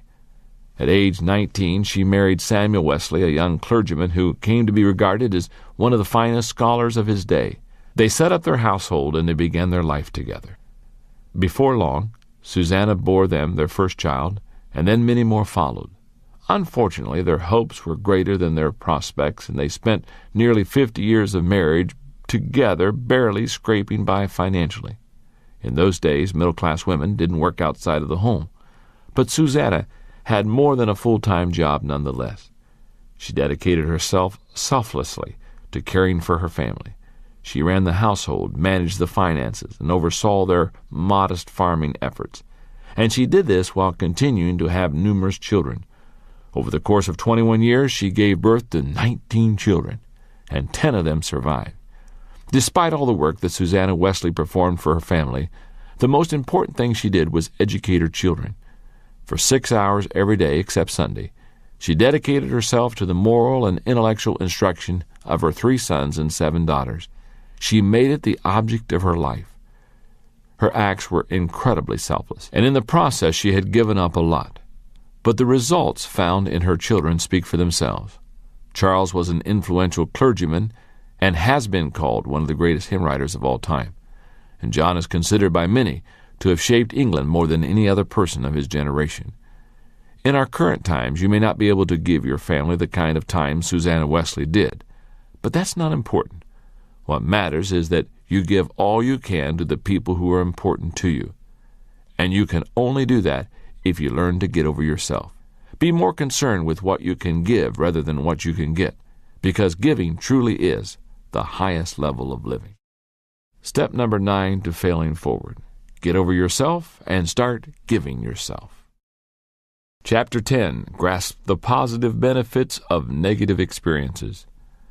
Working artists David Bayless and Ted Orland tell a story about an art teacher who did an experiment with his grading system for 2 groups of students. It is a parable on the benefits of failure. Here's what happened. The ceramics teacher announced an opening day that he was dividing the class into 2 groups. All those on the left side of the studio, he said, would be graded solely on the quantity of work they produced. All those on the right side solely on its quality. His procedure was simple. On the final day of class, he would bring his bathroom scales and weigh the work of the quantity group. 50 pounds of pots received an A, 40 pounds a B, and so on. And those being graded on quality, however, needed to produce only 1 pot, albeit a perfect one, to get an A. Grading time came, and a curious fact emerged. The works of the highest quality were all produced by the group being graded for quantity.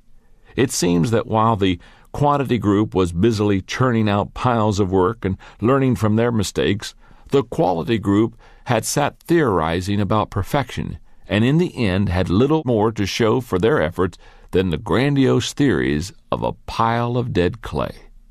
It doesn't matter whether your objectives are in the area of art, business, ministry, sports, or relationships. The only way you can get ahead is to fail early, fail often, and fail forward.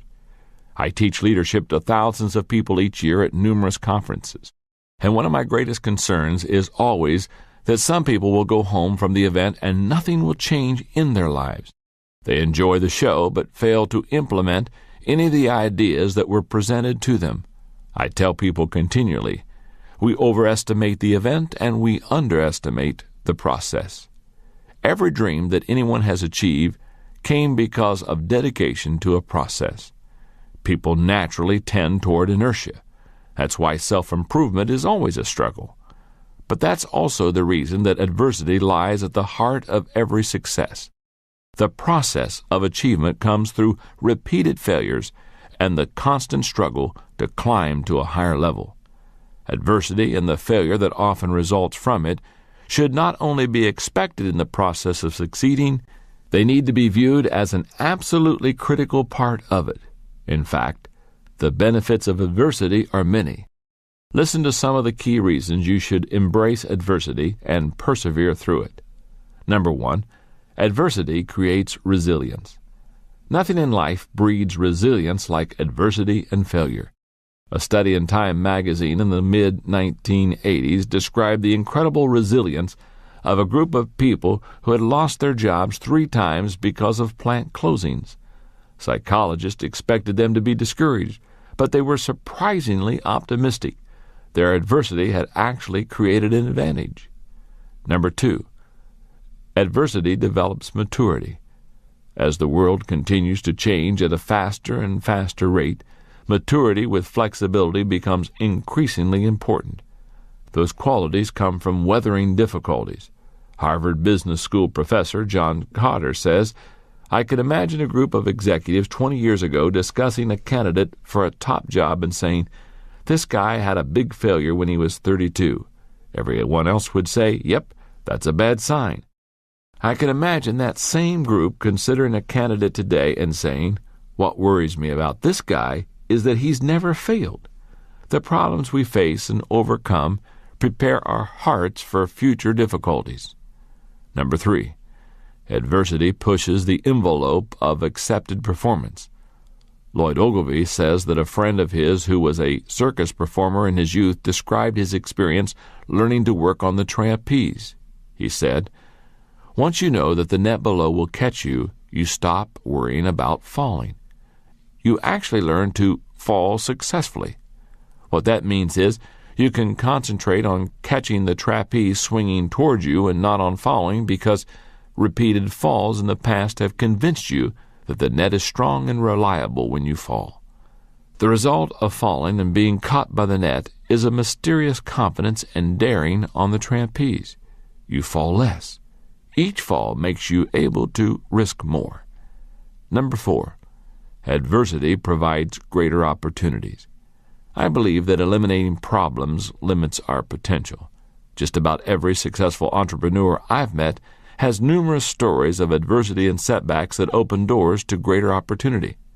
For example, in 1978, Bernie Marcus was fired from Handy Dan, a do-it-yourself hardware retailer.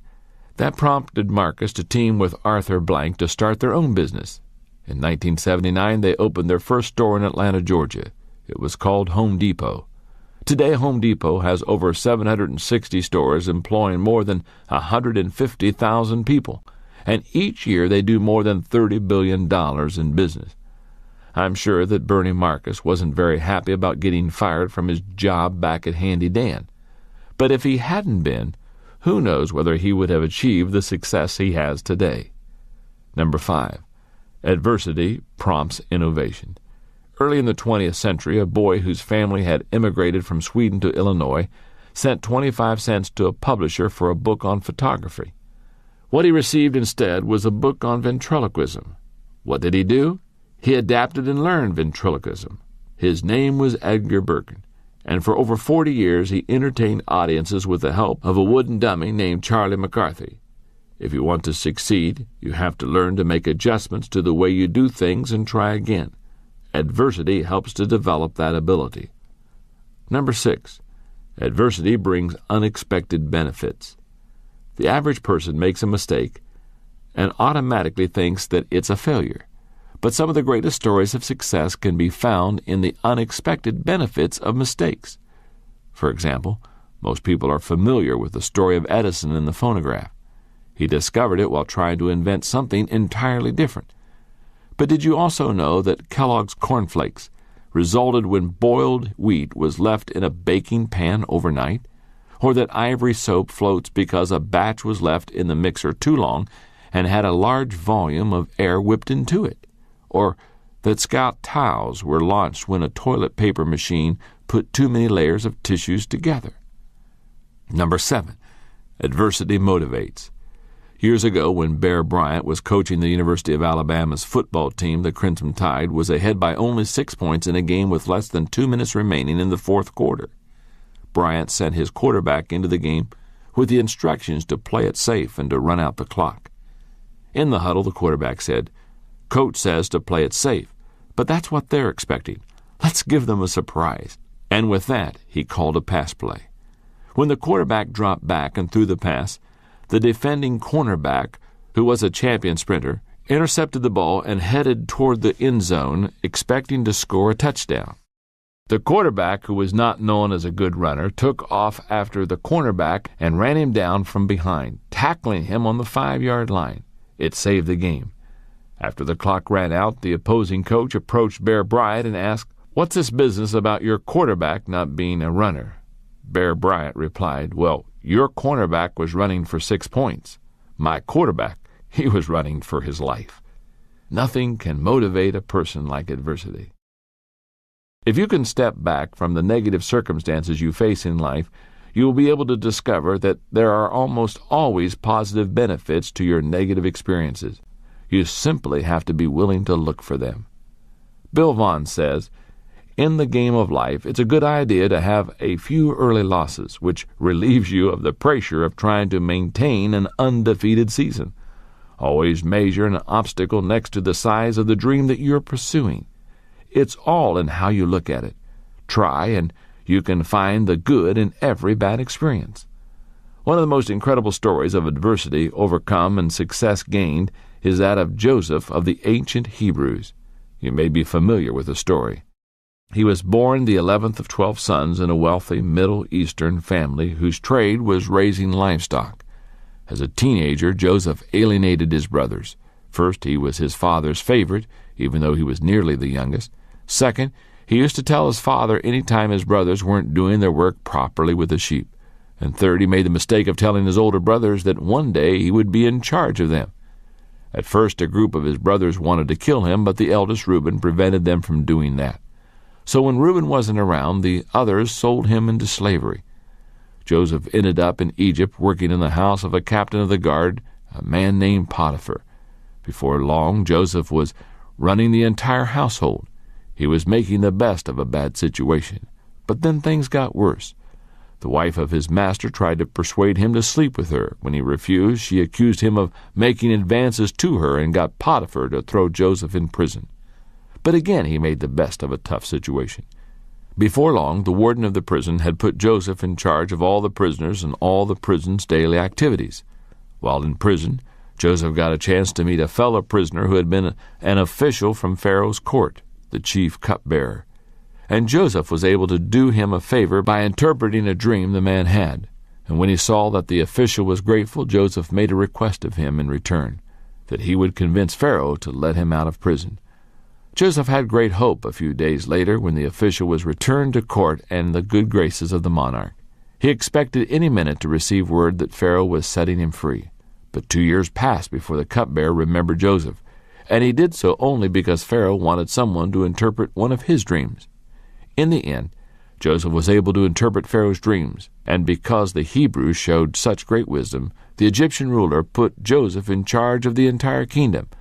When his brothers traveled to Egypt for relief from famine 20 years after selling him into slavery, they discovered that their brother Joseph was not only alive, but second in command of the most powerful kingdom in the world. Few people would welcome the adversity of 13 years in bondage as a slave and a prisoner. But as far as we know, Joseph never gave up hope and never lost his perspective, nor did he hold a grudge against his brothers. After their father died, he told them, "You intended to harm me, but God intended it for good to accomplish what is now being done, the saving of many lives." He found the positive benefits in his negative experiences. And if he can do it, so can we. Step number 10 to failing forward. Find the benefit in every bad experience. Let's review now for a moment the first 10 steps to failing forward. Number 1, realize there is only one major difference between average people and achieving people. Number 2, Learn a new definition of failure. Number 3, remove the you from failure. Number 4, take action and reduce your fear. Number 5, change your response to failure by accepting responsibility. Number 6, don't let the failure from outside get inside of you. Number 7, say goodbye to yesterday. Number 8, change yourself and your world changes. Number 9, get over yourself and start giving yourself. And step number 10 to failing forward, find the benefit in every bad experience. Take a moment before you go on in the book and look at those 10 steps to failing forward. Ask yourself, or maybe somebody that's with you, how well do I do on these 10 steps? Some, I'm sure that you are already successfully failing forward. Others, maybe instead of going forward, you're failing backward. Take a moment, evaluate yourself, work on the weak areas, evaluate these 10 steps so that you can confidently fail forward. Chapter 11. Take a risk. There's no other way to fail forward. Every era has its great explorers, people willing to face danger to break new ground and discover new worlds. The fuel that makes it possible for those people to conquer new territory is risk, as pioneer aviator Charles Lindbergh emphasized when he said, "What kind of man would live where there is no daring? I don't believe in taking foolish chances, but nothing can be accomplished if we don't take any chances at all." Risk is a funny thing. It's very subjective. Someone may have no trouble plunging off a high tower with a bungee cord attached to his leg, but that same person may look at speaking in front of a group of 20 people as a death-defying risk. To another person, speaking isn't intimidating at all. For example, I love to speak to groups. I've spoken to groups as large as 82,000 people, and it's wonderful. On the other hand, you couldn't get me to bungee jump. So how do you judge whether some activity is worth the risk? Do you base it on your fear?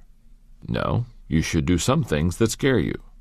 Should you base it on the probability of success? No, I don't think that's the answer either. Risk must be evaluated not by the fear it generates in you or the probability of your success, but by the value of the goal. Allow me to tell you the story of someone who pushed the envelope of risk in order to achieve goals that had great value to her. Her name was Amelia Earhart. She grew up in the Midwest and had a very ordinary childhood. While in her early 20s, she took her first plane ride at Doherty Field in Long Beach, California. She was hooked. She said, "As soon as we left the ground, I knew I myself had to fly." She immediately began working odd jobs to earn the $1,000 that would be required to take flying lessons, and it wasn't long before she was learning how to fly from Anita Snook, another pioneer flyer. Earhart found that learning to fly wasn't easy, or at least not for her, and she had more than her share of crashes, but she persevered. In 1921, Earhart made her first solo. The next year, she set the first of her many aviation records. She piloted planes because she loved to fly, but she also had an agenda. She was trying to break ground for others. She said, "My ambition is to have this wonderful gift produce practical results for the future of commercial flying and for the women who may want to fly tomorrow's planes." By 1935, Amelia Earhart was a seasoned world-class pilot and had done a lot of things to accomplish her goals of opening doors for women and legitimizing commercial aviation. She must have believed the motto of all great achievers: if at first you do succeed, try something harder, because that's when she decided to embark on her greatest adventure.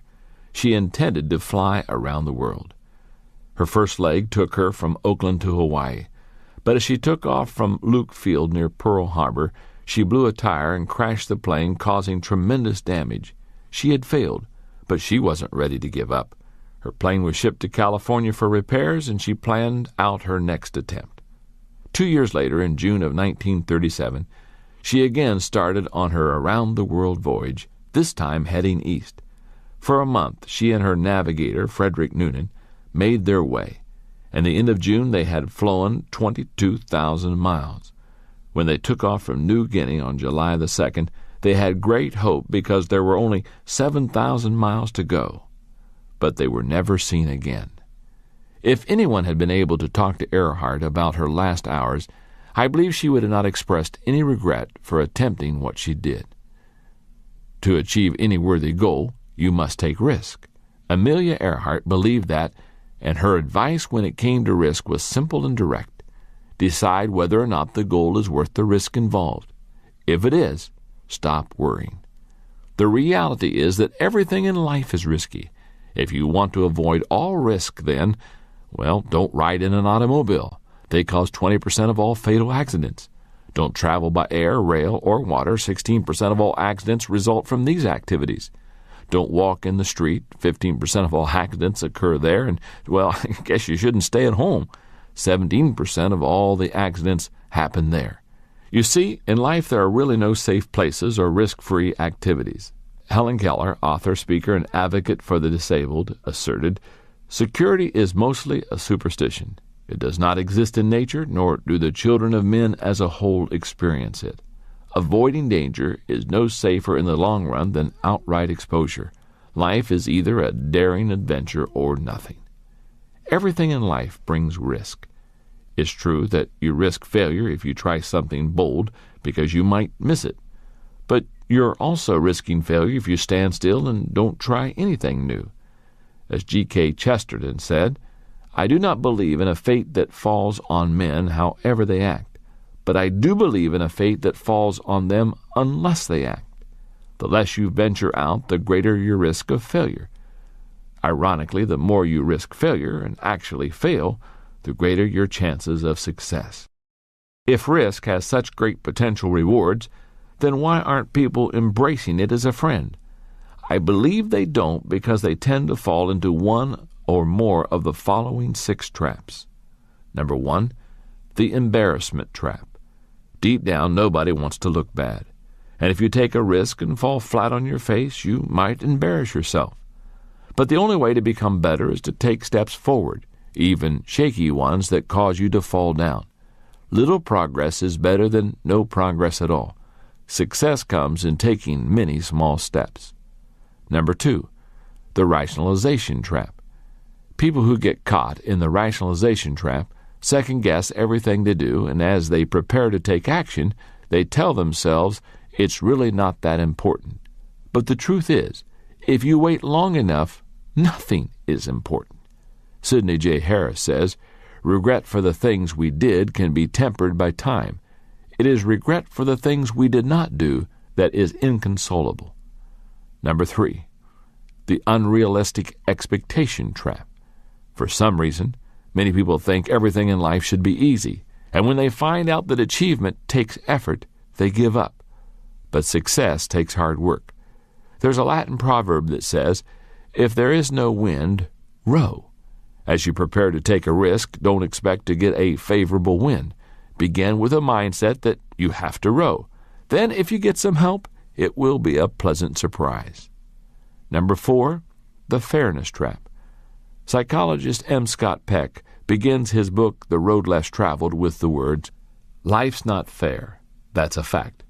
But many people never learn it. Instead of acknowledging it and moving on, they expend their energy trying to find fairness. They say to themselves, "I shouldn't have to be the one to do this." Number 5, the timing trap. Some people tend to think that there's a perfect time to do everything, and this isn't it. So they wait. But Jim Stovall advises, don't wait for all the lights to be green before you leave the house. If you wait for the perfect timing, you'll wait forever. Number 6, the inspiration trap. Someone once said, "You don't have to be great to start, but you have to start to be great." Many people want to wait for inspiration before they are willing to step out and take a risk. I find that especially true of people with an artistic bent. But as playwright Oscar Wilde says, when he was asked the difference between a professional writer and an amateur, the difference is that an amateur writes when he feels like it, a professional writes regardless. As you examine the way you live, consider whether you are taking enough risk, not senseless ones, but intelligent ones. Even if you don't fall into one of the 6 traps I just shared, you still may be playing it too safe. How can you tell? By looking at your mistakes. If you are succeeding in everything you do, then you're probably not pushing yourself hard enough. And that means you're not taking enough risks. Step number 11 in failing forward: if at first you do succeed, try something harder. Chapter 12. Make failure your best friend. The idea that you can make failure your best friend may seem very odd to you, but the truth of the matter is that failure is either your friend or your enemy, and you are the one who chooses which. If you play a dirge every time you fail, then failure will remain your enemy. But if you determine to learn from your failures, then you actually benefit from them, and that makes failure your friend. If you repeatedly use your failures as springboards to success, then failure can become your best friend. And here's what I mean. How would you feel about an incident in your life that cost you your nose, half your right arm, and all the fingers on your left hand? I'm guessing that you wouldn't look at it as positive. But that's what happened to Dr. Beck Weathers, and he sees that loss as the defining event in his life, the event that turned everything around for him. What event would cause a man to willingly embrace such a drastic disability? The answer can be found on Mount Everest. You see, Beck Weathers was one of the people on that peak during the now famous incident in 1996 when a blizzard suddenly came in and cost 12 people their lives. Weathers was 49 years old when he ascended Everest.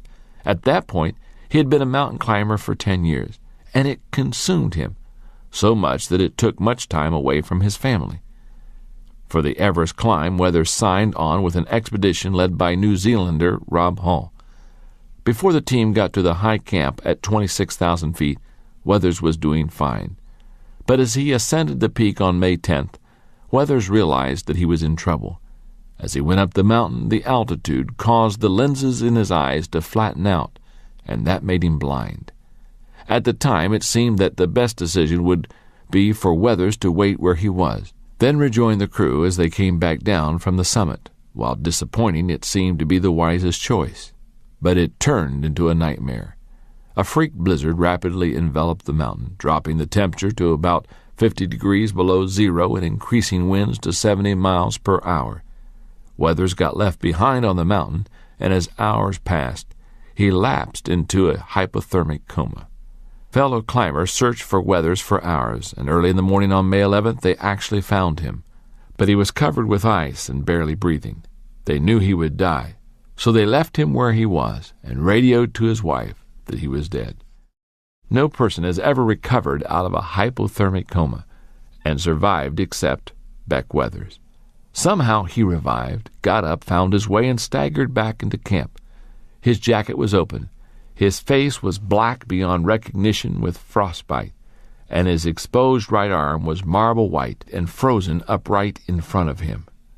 Even after his miraculous return to camp, nobody thought Weathers would survive. But he kept pulling through. Back home in Dallas, he received medical attention. He underwent 10 surgeries where they amputated the fingers on his left hand, amputated his right arm near the elbow, and reconstructed a new nose using tissue from other parts of his body. Through it all, Weathers went through a radical learning process. He believes he traded his hands for something more valuable: lessons about himself, his values, and life. Beck Weathers' attitude reflects more than just gratitude for surviving a great tragedy that should have killed him.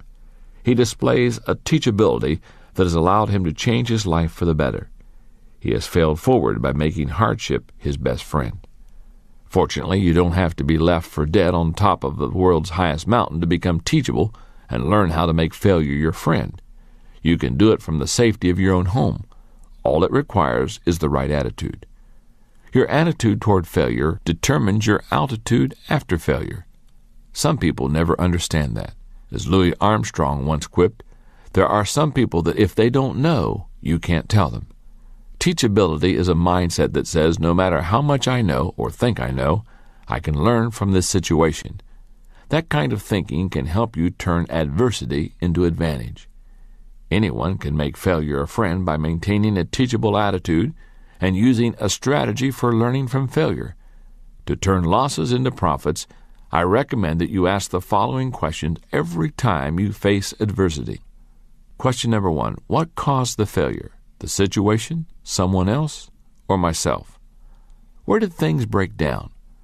Were you in a no-win situation? Did another person create the problem?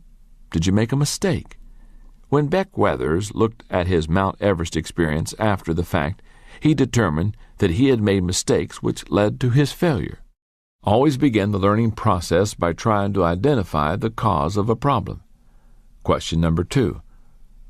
Was what happened truly a failure, or did I just fall short? What we think is our fault may have really been an attempt to fulfill unrealistic expectations. It doesn't matter whether we place them on ourselves or someone else does. If a goal is unrealistic and we miss it, that is not a failure. Question number 3.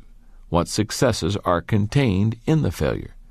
There's an old saying that states, "The gem cannot be polished without friction, nor man perfected without trials." No matter what kind of failure you experience, there is always a potential jewel of success contained in it. Sometimes it may be difficult to find, but you can discover it if you are willing to look for it. Question number 4. What can I learn from what happened? I enjoy reading the comic strip Peanuts by Charles Schulz. One of my favorites has Charlie Brown at the beach building a beautiful sandcastle. As he stands back to admire his work, it is suddenly consumed by a huge wave. Looking at the smooth sand mound that has been his creation a moment before, he says, "There must be a lesson here, but I don't know what it is." That's the way many people approach adversity. They are so consumed by the events they experience that they become bewildered and miss the whole learning experience. But there is always a way to learn from failures and mistakes. Poet Lord Byron was right when he stated, "Adversity is the first path to truth." Question number 5. Am I grateful for the experience? One of the ways to maintain a teachable mindset is to cultivate an attitude of gratitude, and that's possible even in the face of great disappointment. For example, American sprinter Eddie Hart missed a preliminary heat for the 100-meter sprint in the 1972 Olympics in Munich. As a result, he lost his chance to win an individual gold medal. But he said it made him all the more grateful for the medal he received as a member of the relay team, and for the lesson it taught him about living with defeats. As you come away from failure, try to cultivate a similar sense of gratitude. Question number 6. How can I turn this into a success? Author William Marston says, "If there is any single factor that makes for success in living, it is the ability to draw dividends from defeat. Every success I know has been reached because the person was able to analyze defeat and actually profit from it in the next undertaking. Determining what went wrong in a situation has value, but taking that analysis another step and figuring out how to use it to your benefit is the real difference maker when it comes to failing forward." Question number 7. Who can help me with this issue? People say there are 2 kinds of learning: experience, which is gained from your own mistakes, and wisdom, which is learned from the mistakes of others. I recommend that you learn from the mistakes of others as much as possible. After all, you will never live long enough to make them all yourself. Seek advice, but make sure it's from someone who has successfully handled his or her failures. Question number 8. Where do I go from here? Once all the thinking is done, you've got to figure out what to do next. In their book, Everyone's a Coach, Don Shula and Ken Blanchard state, learning is defined as a change in behavior. You haven't learned a thing until you take action and use it. When you're able to learn from any bad experience and thereby turn it into a good experience, you make a major transition in life. For years, I've taught something that I think gives great insight on the subject of change. It says this: people change when they hurt enough that they have to, learn enough that they want to, and receive enough that they are able to.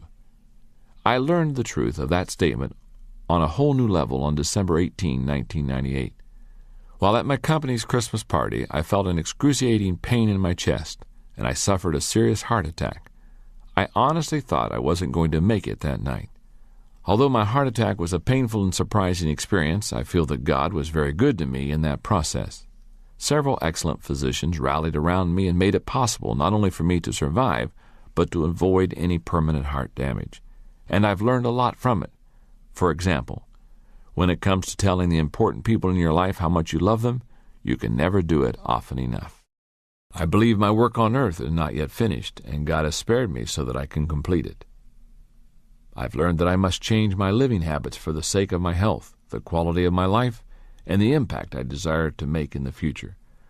My cardiologist, Dr. Marshall, told me that men who survive an early heart attack and learn from it live longer and healthier lives than those who never suffer a heart attack, and I have determined to learn from the experience. I've changed my diet. I'm also exercising every day, and I'm striving to live a more balanced life.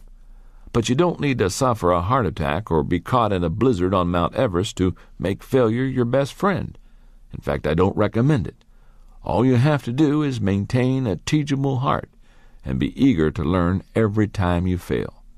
Step number 12 in failing forward: learn from a bad experience and make it a good experience. Chapter 13, avoid the top 10 reasons people fail.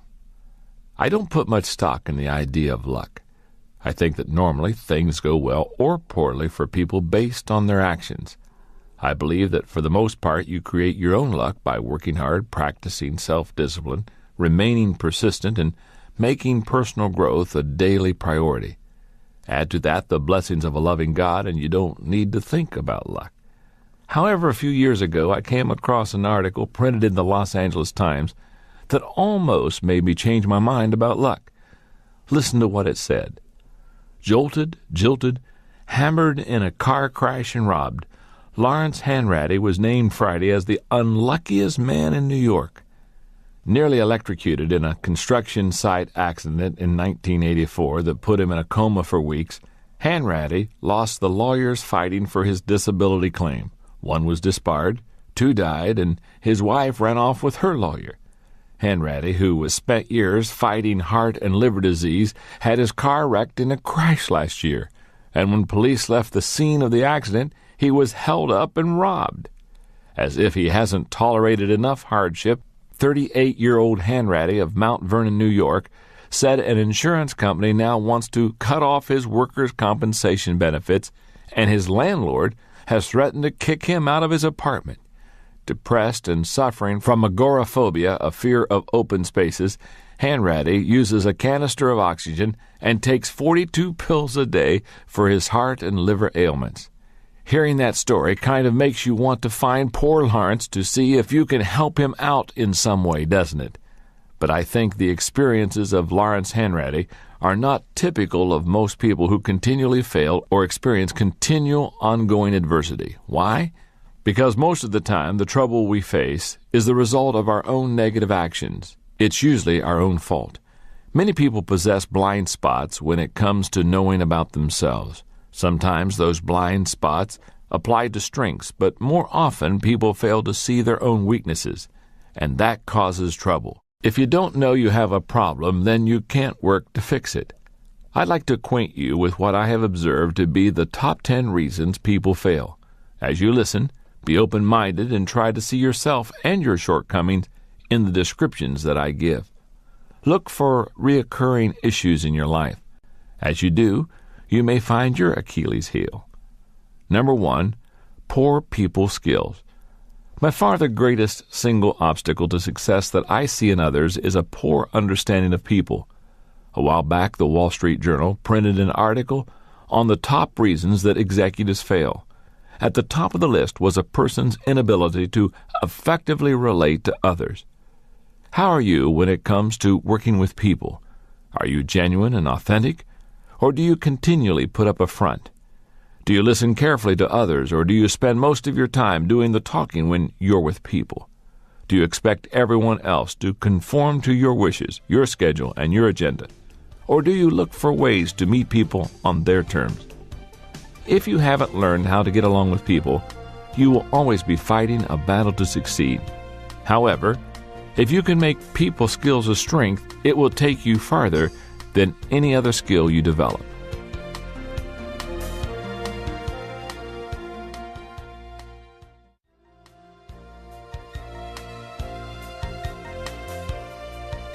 Number 2, a negative attitude. How you react to circumstances of your life has everything to do with your well-being and your success. W. Clement Stone tells a story about a young bride who traveled with her husband to the California desert during World War II. Because she had grown up in the East, the desert seemed remote and desolate to her. The only housing they could find was a shack near a village of Native Americans, none of whom spoke English. She spent a lot of time there alone, waiting out the sweltering heat each day. When her husband was gone for a long period, she wrote her mother to say that she was returning home. A few days later, she received a reply that said, "Two men looked from prison bars. One saw mud, the other stars." Those words helped the young woman to see things more clearly. She made friends with her Native American neighbors.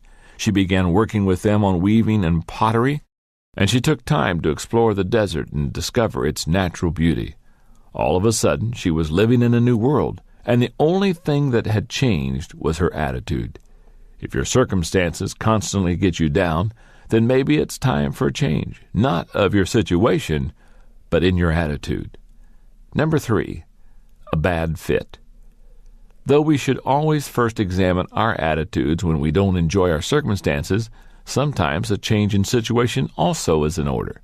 Sometimes a case of mismatched abilities, interests, personality, or values can be a major contributor to chronic failure. Few things in life are more frustrating than being stuck in a profession or organization that doesn't suit you. Evaluate yourself and your situation. If there is a poor fit, think about making a change.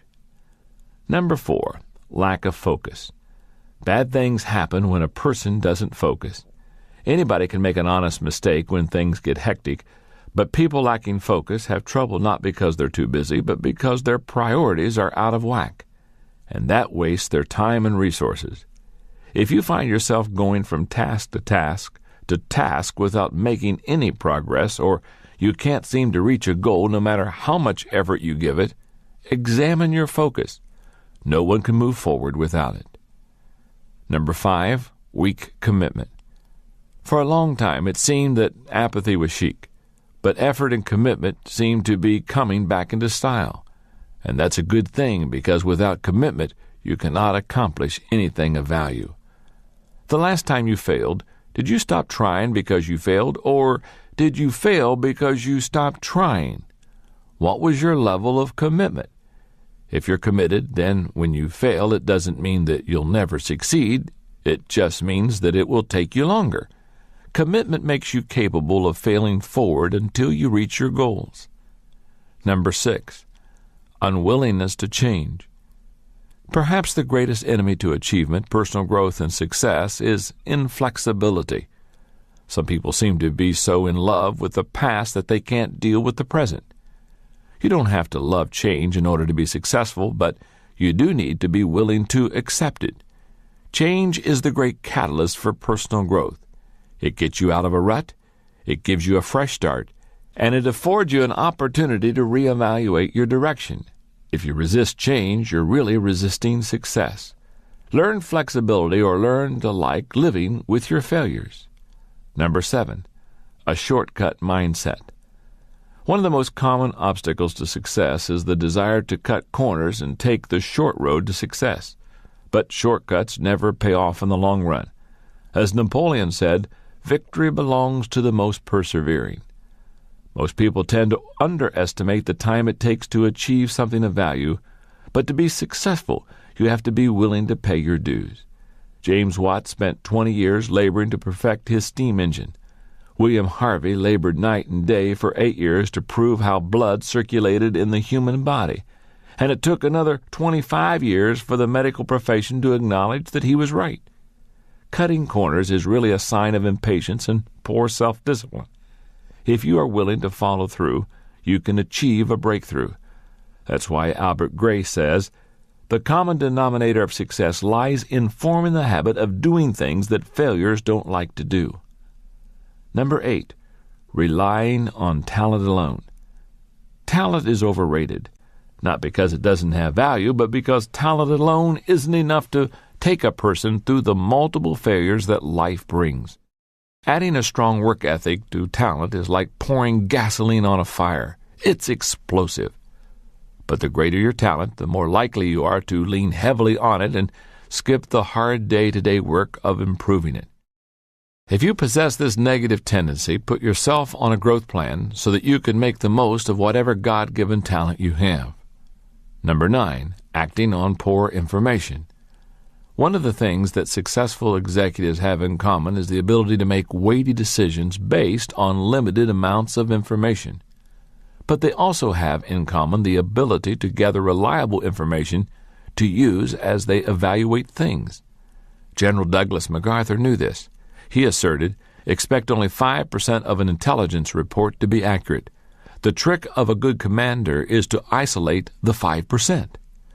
Number 10, not having any goals. Don Marquis says, ours is a world where people don't know what they want and are willing to go through hell to get it. Many people don't have goals because they haven't allowed themselves to dream. As a result, they don't possess a desire. If that describes you, then you've got to look deep within yourself and try to determine why you're on this planet. Once you've discovered that, you'll know what to shoot for. If you can discover the weakness that weakens you, then you can start doing something about it. And that can change your life. I've seen that happen over and over again in people who desire success. Let me tell you about one of them. One of the people I rely on most at the Enjoy Group is my good friend Dan Ryland. He and I have worked together for 16 years. He is highly organized and he goes after a goal with a vengeance. But when I first met him, let's just say that because he was purpose-driven, he was not the most relational guy in the world. When Dan started working with me, he was an intern. I remember one day at the office, soon after he started working at the church, I was standing in the lobby having a conversation with a group of people, and Dan came in from a parking lot with his carefully arranged briefcase. He walked right through the group of us and didn't say a word. I excused myself from the group and I followed him.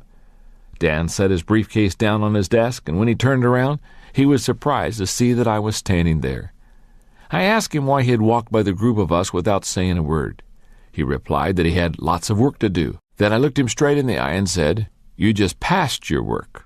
Over the next few years, Dan and I worked together on his relationships with people. Today, if you were to meet Dan, you would think that his ability to work with people is a natural strength because he is so good at it. And if I have a tricky assignment that requires someone with exceptional people skills to carry it out, do you know who my first choice is? Dan. And that has become possible because of his willingness to grow and change. He has taken a weakness and turned it into a strength. If you are dedicated to overcoming failure and achieving lasting success, then you need to be willing to do the same. Work on that weakness that weakens you, and there is no telling how far you will go. Step number 13 to failing forward, work on the weakness that weakens you. Chapter 14, the little difference between failure and success makes a big difference. Most unsuccessful people believe that a huge gaping chasm stands between them and success. They suspect deep down that they will never be able to cross that void and get to the other side in achieving their dreams. But I want to let you in on a little secret. There's not much difference between failure and success, and the little difference there is makes a big difference. What creates that difference? Let me share a story with you, and you will be able to guess what the difference maker is. I think everybody in the United States has heard of Macy's department store, thanks to their famous Thanksgiving Day parade and the movie Miracle on 34th Street. But fewer people know about the man who founded the store in 1858.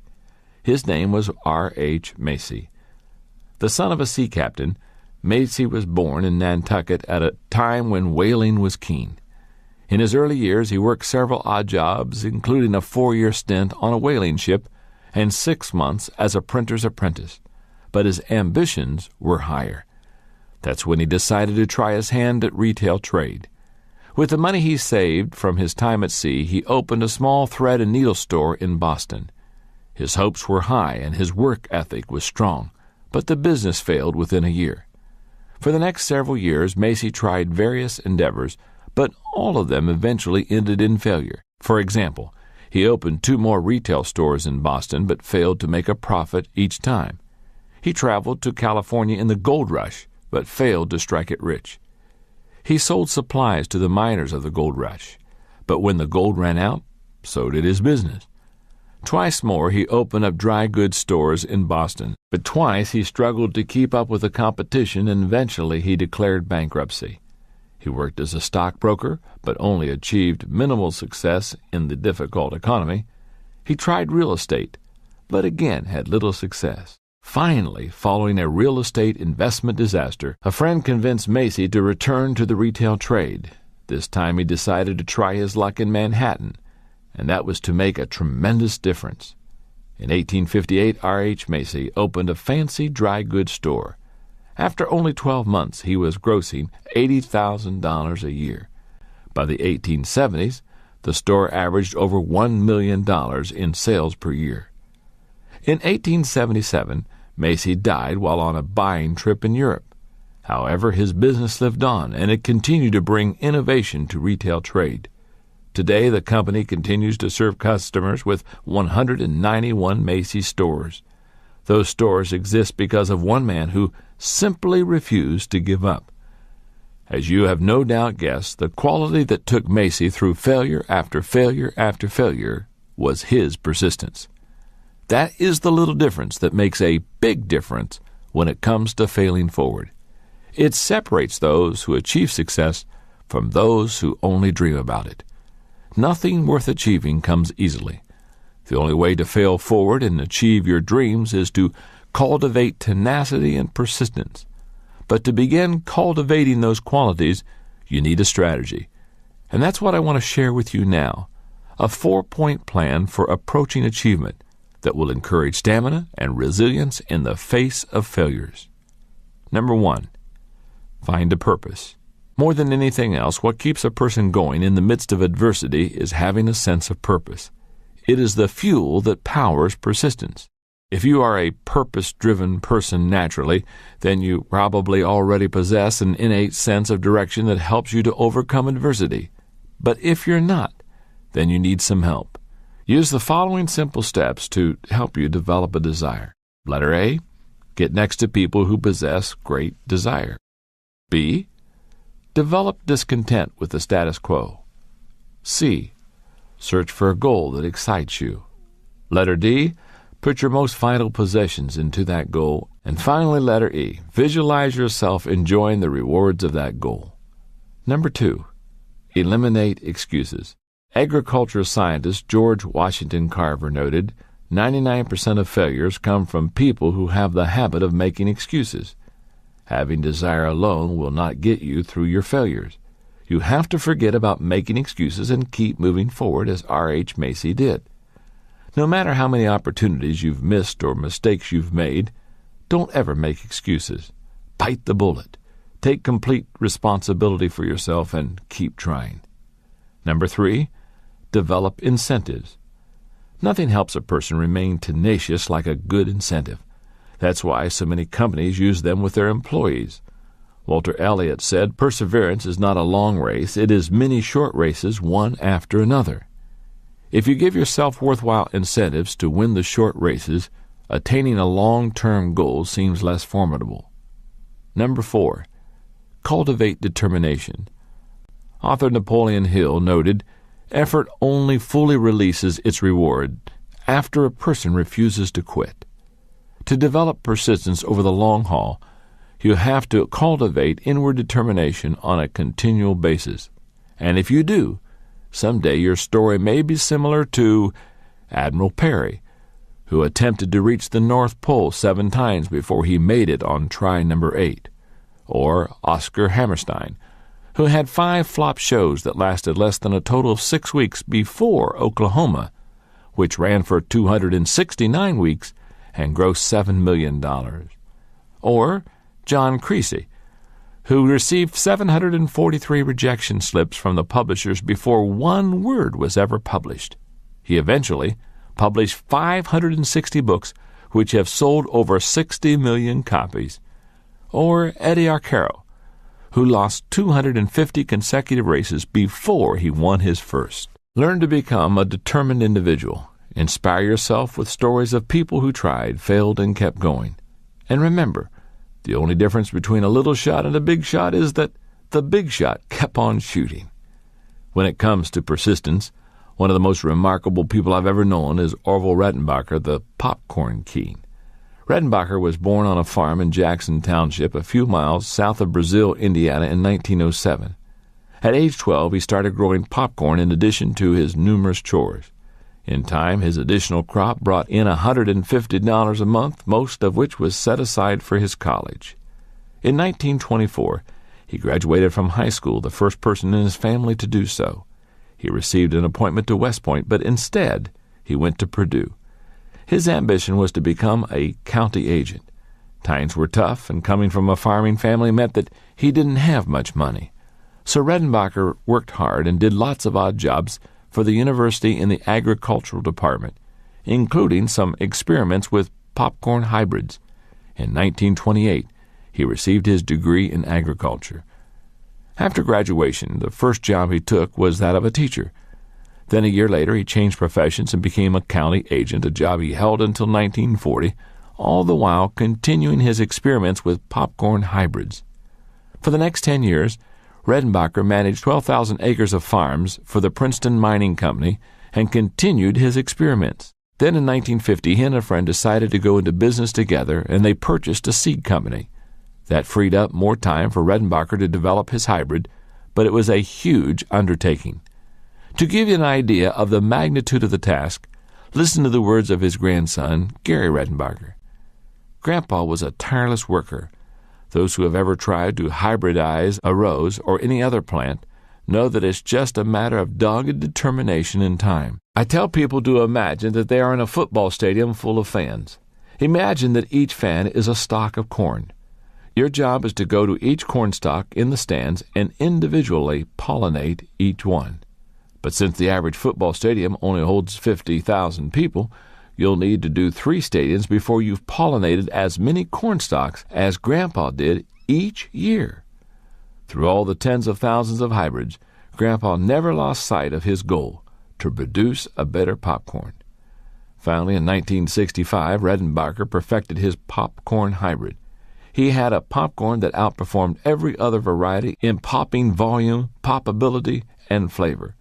But it took him another 10 years to make his popcorn the best-selling brand in the world. It would have been easy for Redenbacher to quit his quest for the perfect popcorn many times. He wasn't successful, marketing it until he was 67 years old. But he had a dream and the determination to pursue it, and he wouldn't give up. When asked about his philosophy, he said, "I followed the classic homespun principles. Never say die. Never be satisfied, be stubborn, be persistent. Integrity is a must. Anything worth having is worth striving for with all your might. If you desire to succeed, realize that there is not much difference between success and failure. If you are willing to be doggedly persistent, you can be a success." Step number 14 in failing forward. Understand there's not much difference between failure and success. Chapter 15. It's what you do after you get back up that counts. Although persistence is important, it isn't the only key to success. I think you need persistence plus something more. It's just like the old saying about boxers, that a champion gets up one more time than he gets knocked down. While that may be true, if that's the only thing he does, he may finally win, but not before getting his brains beat out. Who wants that? He's much better off if he needs to get up off of the mat only a few times. He does that by figuring out how to knock out his opponent. That's what Milton Bradley did, in a manner of speaking. He figured out what to do so that he wouldn't continue falling down. He started out his career at age 20 as a draftsman. That was in 1856. By 1860, he had earned enough money to buy a printing press and go into business for himself as a lithographer. His first great product idea was to lithograph the newly elected President Abraham Lincoln.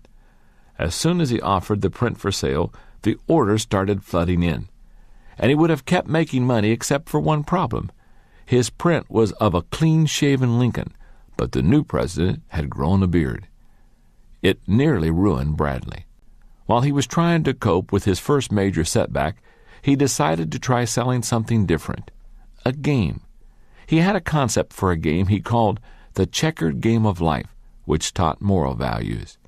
He designed the game himself and printed up copies, and the game sold well. In fact, that first year he sold 40,000 copies.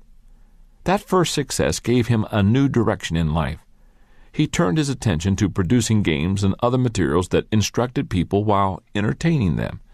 Primarily, that meant games. But it wasn't long before he wanted to expand more intentionally into educational resources. A new concept to America had come across the Atlantic Ocean from Germany called kindergarten, and Bradley became very excited by it. Bradley saw the great educational potential of kindergarten for children and the potential market for materials to teach them. In time, Bradley became one of kindergarten's chief proponents. He produced numerous materials and even published the influential journal Kindergarten Review. He made a difference in the lives of thousands upon thousands of children. Maybe you're someone who has developed the persistence and resilience to keep getting up when you get knocked down.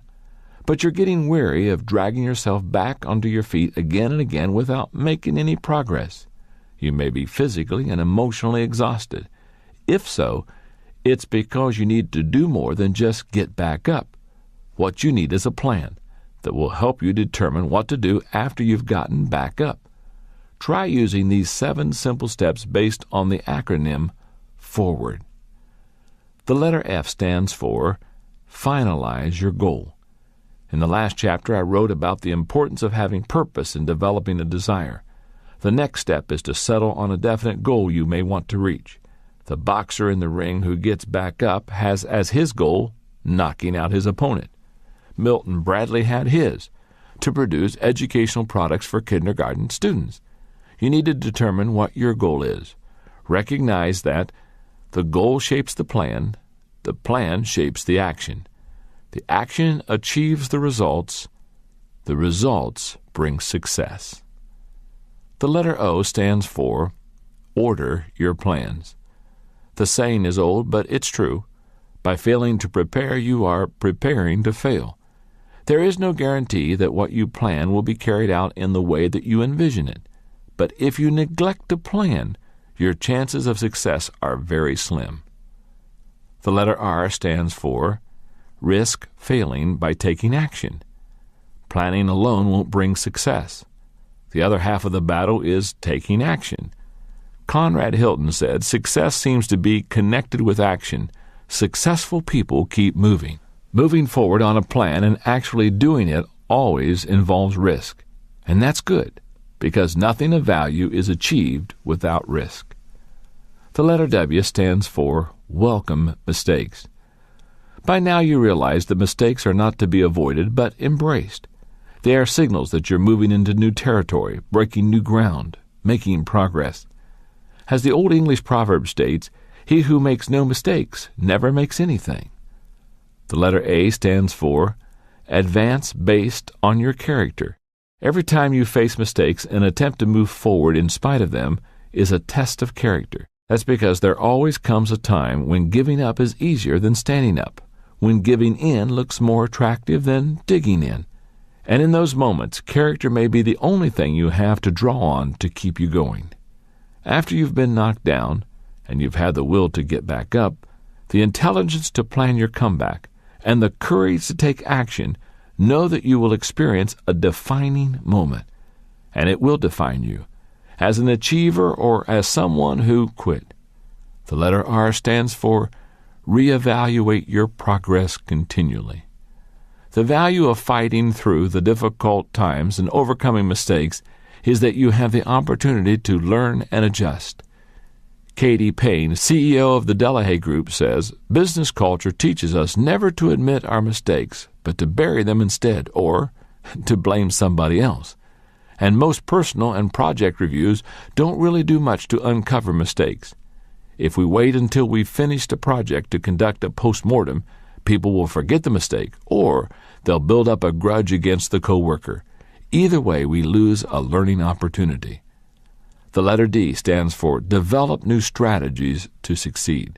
Lester Thurlow said, "A competitive world has 2 possibilities for you. You can lose, or if you want to win, you can change. Once you develop a plan and put it into action, you're not done. In fact, if you want to succeed, you're never done. Success is in the journey, the continual process. And no matter how hard you work, you will not create the perfect plan nor execute it without error. You will never get to the point where you no longer make mistakes, but that's okay. Failures are milestones on the success journey. Each time you plan, risk, fail, reevaluate, and adjust, it gives you another opportunity to begin again, only better than the last time. As 67-year-old Thomas Edison said after he watched his laboratory burn to the ground, "Thank goodness all our mistakes were burned up.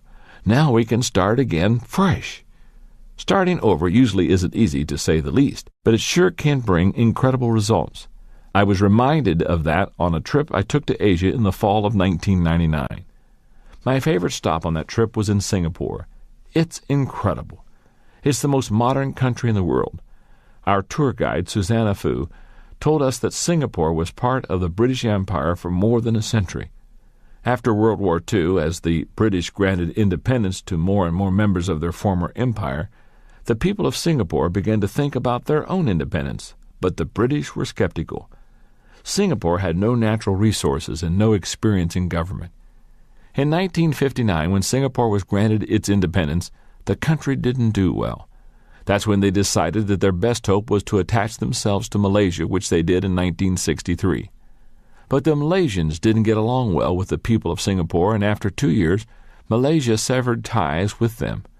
The country's leader, Prime Minister Lee Kuan Yew, felt that the country had been cast adrift, with few prospects and little hope.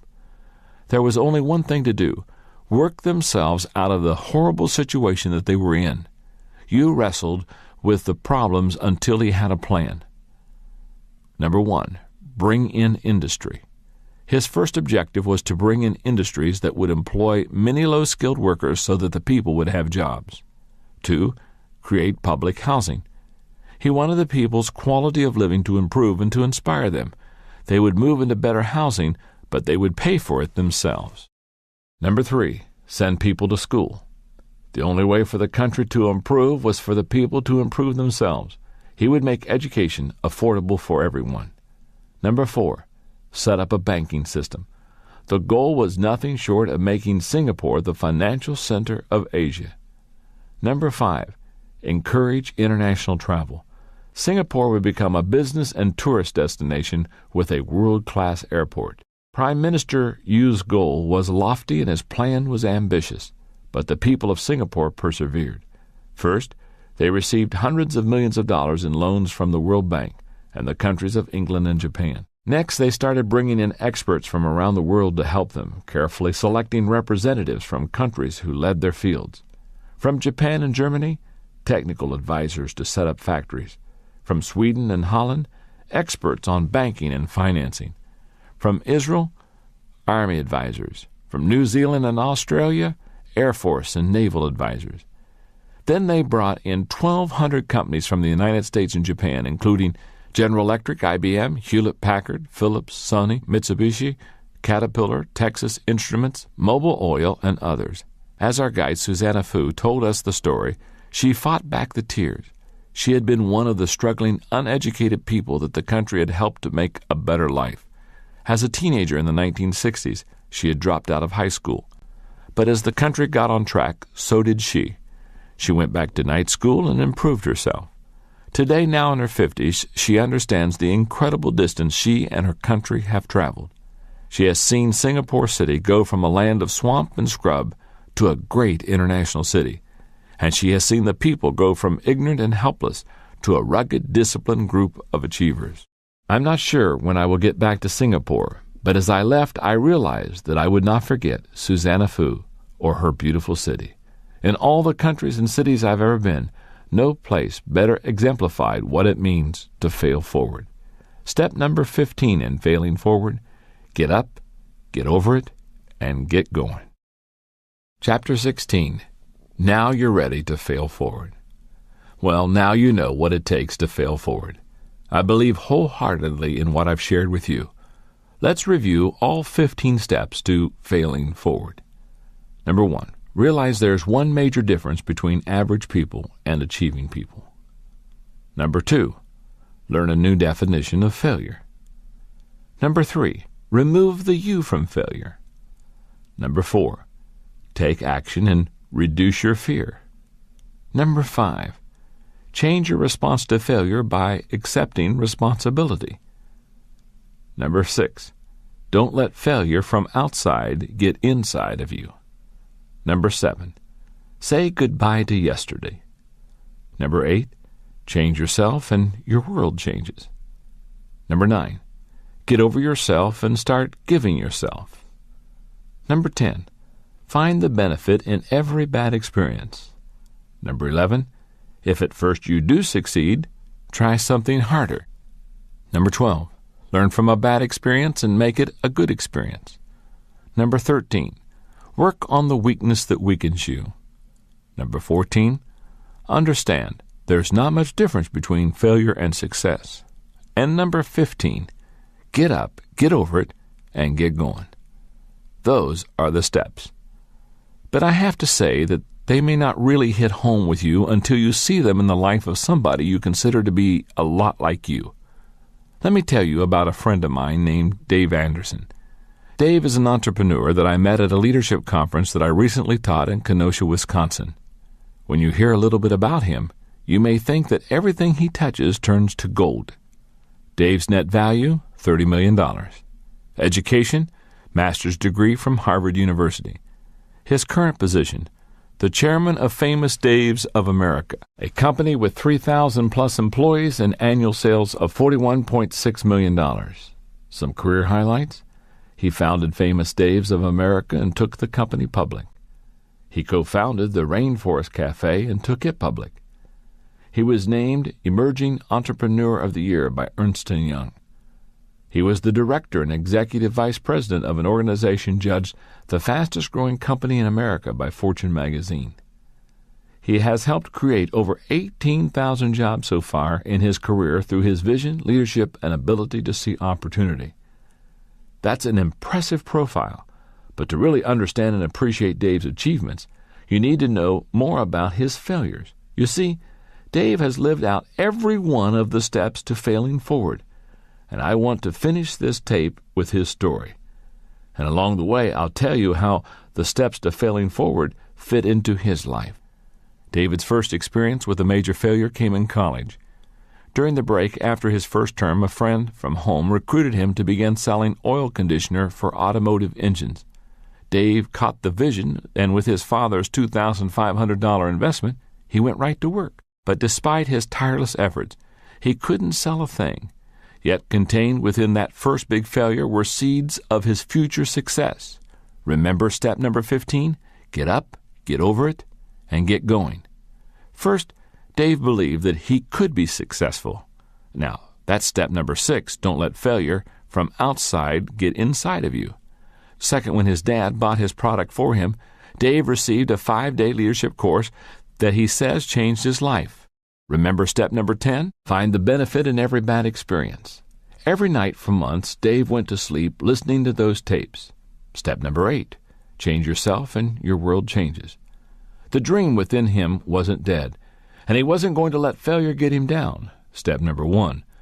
Realize there is one major difference between average people and achieving people. It was in 1972 that Dave got the idea for another business. Though the oil additive opportunity didn't work for him, it encouraged him to start thinking like an entrepreneur. Step number 2, learn a new definition of failure. His idea was to create and sell miniature dish gardens. He scraped together a few dollars and bought the materials to make up a few samples. Then he went out and talked to retailers, trying to get them to buy them. For the next 7 years, he operated out of his basement and worked like a madman. He put in long hours, 7 days a week. When his retail florist customers experienced their heavy crunch times, such as around Mother's Day and Valentine's Day, he would go into their shop, sweep up, clean out coolers, and do other chores for them to help them out. By age 21, he had accounts with every major retail florist in the city of Chicago. But there were more hard times to come. If you're from the Midwest, you probably remember the winter of 1979. It was one of the worst on record. The snowstorm that hit Chicago was horrible, and the drifts were so high that many side streets were closed for months. A lot of businesses went under that year, including Dave's. Florists didn't buy much in the middle of the blizzard. Many of Dave's customers not only weren't buying from him, but weren't paying him for the money they owed for orders that they had already received, and he had to file for bankruptcy. After Dave lost his business, he knew he needed to find work to support himself. Remember step number 5? Change your response to failure by accepting responsibility. He landed a job working for the American Can Company, selling Dixie cups, Marathon paper towels, and tissue to restaurants. To get his foot in the door, he took their worst territory. Step number 4, take action and reduce your fear. He put to work the same principles and tenacity that he had in the wholesale floral industry. Step number 14, understand there's not much difference between failure and success. He made a lot of mistakes, experienced much rejection, and lost many sales. But he worked like crazy and kept learning. Step number 13, work on the weakness that weakens you. In 6 months, he took a territory that had been in last place and made it number 1 in the company. He regained momentum. Step number 7, say goodbye to yesterday. He also discovered that his past failure didn't brand him for life. Step number 3, remove the you from failure. Dave Anderson is a Native American. In 1982, Dave's tribe came calling. The organization was losing money, and recognizing his business prowess, they asked him to be their CEO. Step number 11, if at first you do succeed, try something harder. He led the tribe's concerns for 3 years. During that time, gross revenue increased from $3.9 million to over $8 million. He also was honored by various state and local government and business organizations, and asked to sit on numerous councils for areas such as tourism and minority business development. In time, Dave was helping so many people that he was granted a Bush Leadership Fellowship for a lifetime of outstanding achievement by the Bush Foundation in St. Paul, Minnesota. Although Dave had achieved success in a variety of businesses over a relatively short period of time, he had not yet done anything related to his true passion, food. In 1994, Dave helped co-found a highly successful restaurant company called the Rainforest Cafe, and it made him wealthy. Step number 11, if at first you do succeed, try something harder. He used some of the money he made to purchase a small resort in Hayward, Wisconsin. There, Dave built the kind of restaurant he'd always dreamed of having, one that made great barbecue. It was called Famous Dave's. Soon he opened a second Famous Dave's, then other restaurants. At this point, if you didn't know better, you'd think Dave was set. But Dave was on the verge of facing the lowest point of his life and his greatest obstacle, himself. In 1995, a group of friends and family came to him in what's commonly called an intervention. In other words, they confronted him about his drinking. When the people who loved him called him on the carpet, he was secretly pleased because he knew he needed to change. So he went into treatment for alcoholism. He's been sober ever since. Dave knew he needed to change, and in the years since he turned his life around, he has seen lots of change in himself. Now continual learning and growth are the hallmarks of his life. Step number 12, learn from a bad experience and make it a good experience. As I share this with you, Dave owns 24 restaurants in 5 states, and the business is still growing. But as incredible as Dave's achievement has been, what's even more remarkable is his realization that his success does not exist for himself alone, but so that he can help others. Step number 9, get over yourself and start giving yourself. He's doing that through an endowment fund for disadvantaged minority children, which he founded. Dave Anderson has made more mistakes, suffered more adversity, overcome more problems, and experienced more failures than most people you will ever meet. But he's also achieved more, too. And as my friend Zig Ziglar says, Dave Anderson is just getting started. The next time you look at successful people and find yourself envying what they have achieved, recognize that they have probably gone through a lot of negative experiences that you cannot see on the surface. There's an old joke that says, never ask what's in a hot dog while you're eating one. The idea is that if you did know what's in it, you'd never want to eat one again.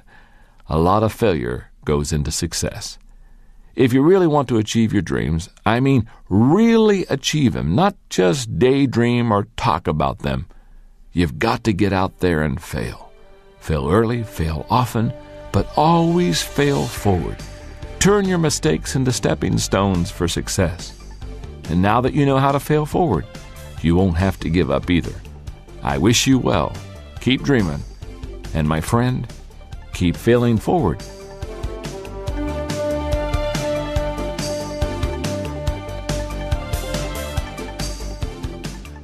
That concludes Failing Forward, Turning Mistakes into Stepping Stones for Success by John C. Maxwell.